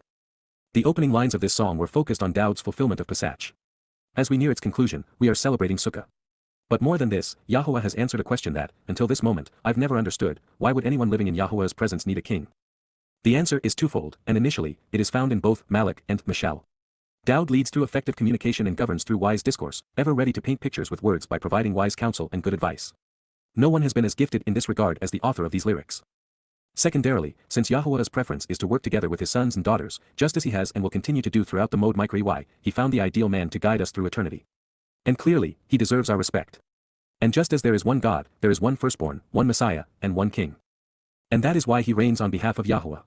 Rather than return to the Shabat judges, in the covenant family, the best and brightest among us will provide proverbs and parables to lead and guide us. More than this, heaven isn't a democracy. For reasons that were important to him, Yahowah chose Dowd. It is his universe and his home, and therefore, his decision. He authorized Dowd by anointing him Messiah and inspired him with his spirit. They wrote these lyrics together. This way, we are afforded a choice, we can join them on these conditions, knowing that Dowd will be our shepherd, or we can go our separate ways. Over the past 3,000 years, Yisrael has chosen the latter, that is, until Yahowah expressed his will again, choosing someone to give voice to his son's message to mankind. One last thought before we move on. The conclusion of the last statement reveals that Goim non-Yisraelites will be providing leadership and counsel along with Dowd. This means there are Gentiles that the king will find useful or at least entertaining. Therefore, Dowd will be assembling a racially diverse team to work with him. Smart managers delegate, and there are none wiser than God's son. With Dowd singing to us every evening, the children of the covenant will gather around the campfire and be regaled by his stories. Listen. Olav, Kol, the anointed, Dashan, the chosen harvest, the accepted and satisfied, the empowered and content, the prosperous and enriched, the vigorous who are now thriving, of the land and earth, Eretz, of the material realm, who approach his presence, Lapanahu, at his appearance, shall be nourished, Akal, they will be fed, Kal perfect, and they will settle down living in shelters while independently making their position known, Wachaya, they shall tabernacle, reminiscent of. Sukkah, shelters where we camp out with God, while they make public pronouncements and explain, using words, what matters most to the living, Astafel/Hitpeel imperfect. Mizmowr/Song/Psalm 22 verse 29, JPS 2230, in part. This is yet another affirmation that we should be following Dowd's example. He is showing us the way home. Just as he was anointed 3 times, symbolic of his 3 lives here on earth, Yahowah will be anointing every member of his covenant family. And as a result, we will all be, Dashan, among the chosen for the harvest, accepted and satisfied, richly empowered and totally content. Over these last few stanzas of this glorious song, Yahowah has stated that his provision satisfies, that those who rely upon his bread will be nourished, and that they will be healthy and prosperous, lacking nothing. He has also said that those who change their thinking and attitude toward him will be restored. The mortal remnant of the children of Yisrael are now Chaya living in Sukkah shelters, camping out with our Heavenly Father during the millennial celebration of the Sabbath. The Mikrah of Sukkah, the invitation to be called out and meet with God, is a time of wondrous Chawah pronouncements as we proclaim what it means to us individually to have been afforded this opportunity. These insights are provided by Chawah, which most English Bibles wrongly render as bowing down, prostrating oneself in worship. Even outside of the context of Yahowah's return, and living in his presence, there is very little etymological support for that rendering. At best, it is listed 5th among 4 considerably more valid definitions in most Hebrew dictionaries. And some lexicons don't even include bowing or worshipping among Chawah's connotations. The primary meaning of Chawah is to tell, to explain, to announce something publicly, to verbally convey an important statement using words, and to inform making a declaration. The secondary definition for Chawah speaks of settling down and living in shelters while making our positions known as we celebrate tabernacles. In this context, a Chawah is a settlement, a place people camp out, and an encampment where they tabernacle together. This idea of living collectively is further reinforced by Chawah, the name Adam gave to his wife. It reveals that she spoke her mind while camping out in the garden. And while her proclamations got herself and Adam expelled from Eden, coming full circle, it is ours which will allow us back in. That is not to say that people won't bow down before God. Many will. And this realization brings us to the second half of the 30th statement. For the earth to become like Eden, it will have to be cleansed. As part of this process, we read. Those who are habitually kneeling down, prostrating themselves, having made life miserable, Kara, those who are continually bowing down on their knees, Kal imperfect third person masculine plural, will all descend, going down, Kol Yered, those bowing down will all be abandoned and lowered, brought down, Kal participle, to the dust of the earth, afar, to the ground, toward the powdery ash and dirt, to the rubbish and rubble of the material realm, even, Wa, the soul itself, nepesh hu. His consciousness. He will not be allowed to live, lo, Chaya, he will not be kept alive, restored to life, revived from death, nor spared, saved, or preserved, Peel perfect third person masculine singular. Mizmowr/Song/Psalm 22 verse 29. As we have shared throughout Yada Yahowah, there are 3 different fates awaiting human souls. Those who have embraced the terms and conditions of Yahowah's covenant will camp out with God, learning from him and sharing with him. Those souls who ignore his covenant, even reject his covenant, will cease to exist. They will not be kept alive nor be restored to life. For them, it is dust to dust and ashes to ashes. There will be neither reward nor penalty. Suffering a debilitating fate, those souls who have led others astray, those who have advanced the cause of religion and politics, who have sought to replace Yahowah's covenant and people, will descend to Sheol to experience an eternity of emotional anguish, separated from God. The verdict in the latter 2 cases will be determined during the millennial Sabbath of shelters.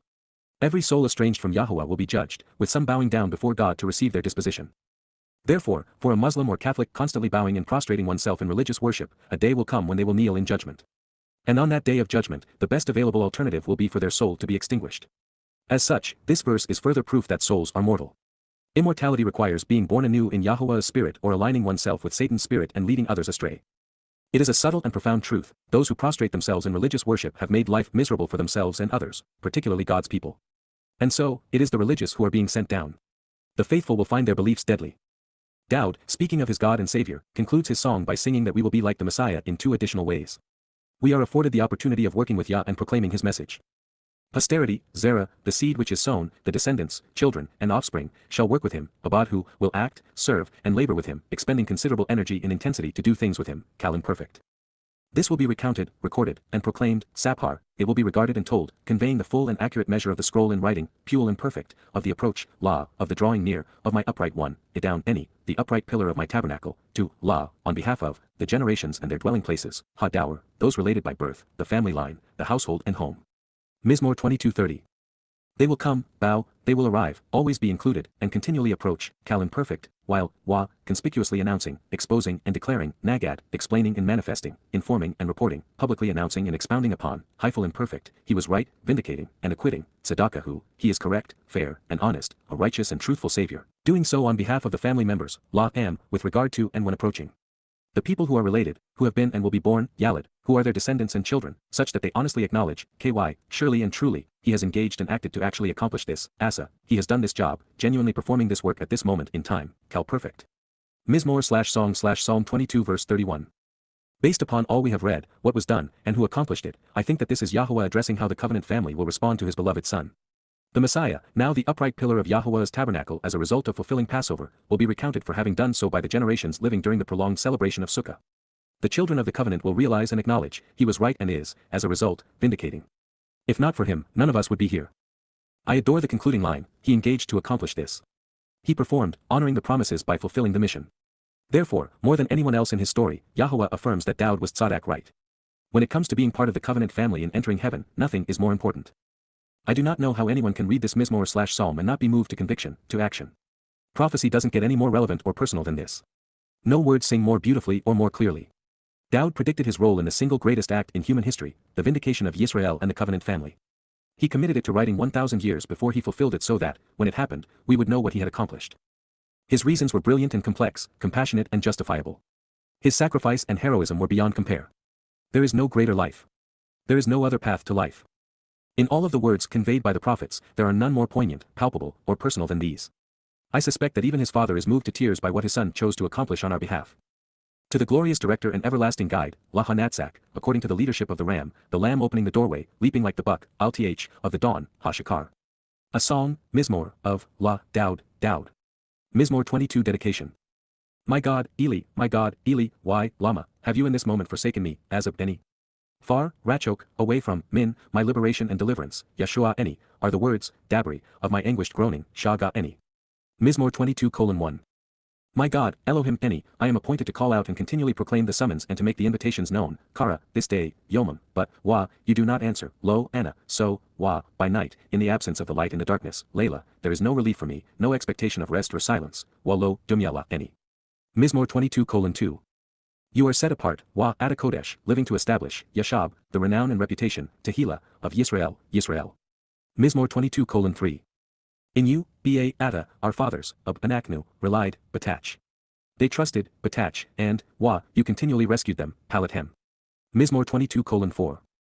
To you, El Ada, to you, they cried out for help, Zaaq, and they were delivered, Wa Malat.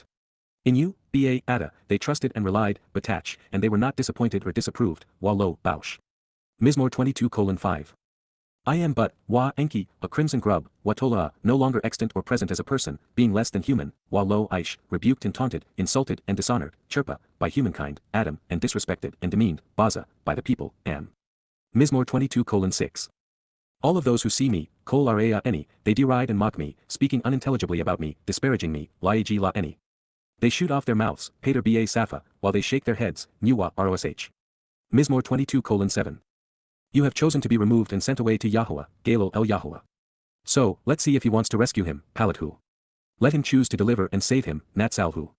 Surely, KY, he desires to be with him, Chafez Bahu. Mizmowr 22:8. Indeed, you, Ada, had me to gush forth and thrash about, in normal childbirth from, Jayak any min, the womb, beten, causing me to rely, betach any, upon, my mother's breasts, shed any. Mizmowr 22:9. Before you, Ada, I was cast out of, shalak min, the point of origin as an act of compassion and love, rekhem. From, min, the womb, beten, of my mother, any, you are, Ada, my God, any. Mizmowr 22:10.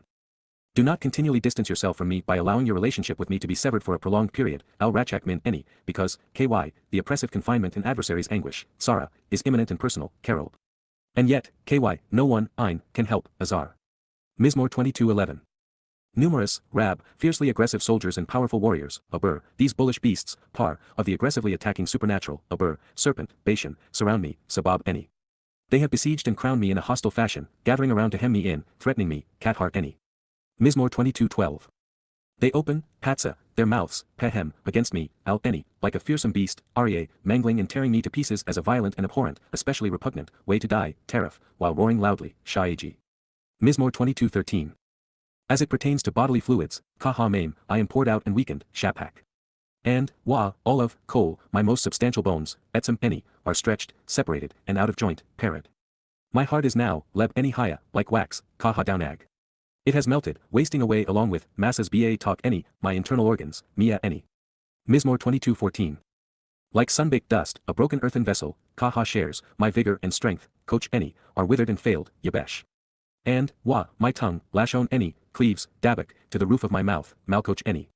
So, approaching, the dust, afar, of death, this plague, moth, they have placed me, validating why I'm here, Shapath. Mizmowr 22:15.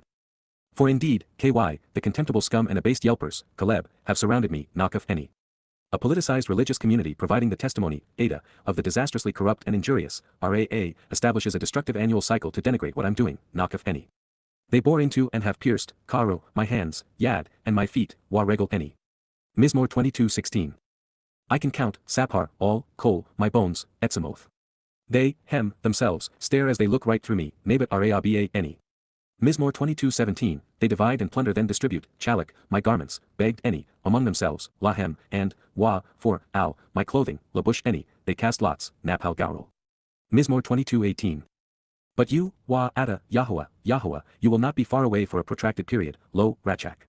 My Ialoth, my source of strength and assistance, the fortitude and ability of the ram opening the doorway, Ialoth any, it is my desire and your decision, my choice and your will to act quickly, hastening the process, rapidly rushing in with the minimum passage of time, Chush, to assist in my rescue by supporting me, La Ezra any. Mizmowr 22:19.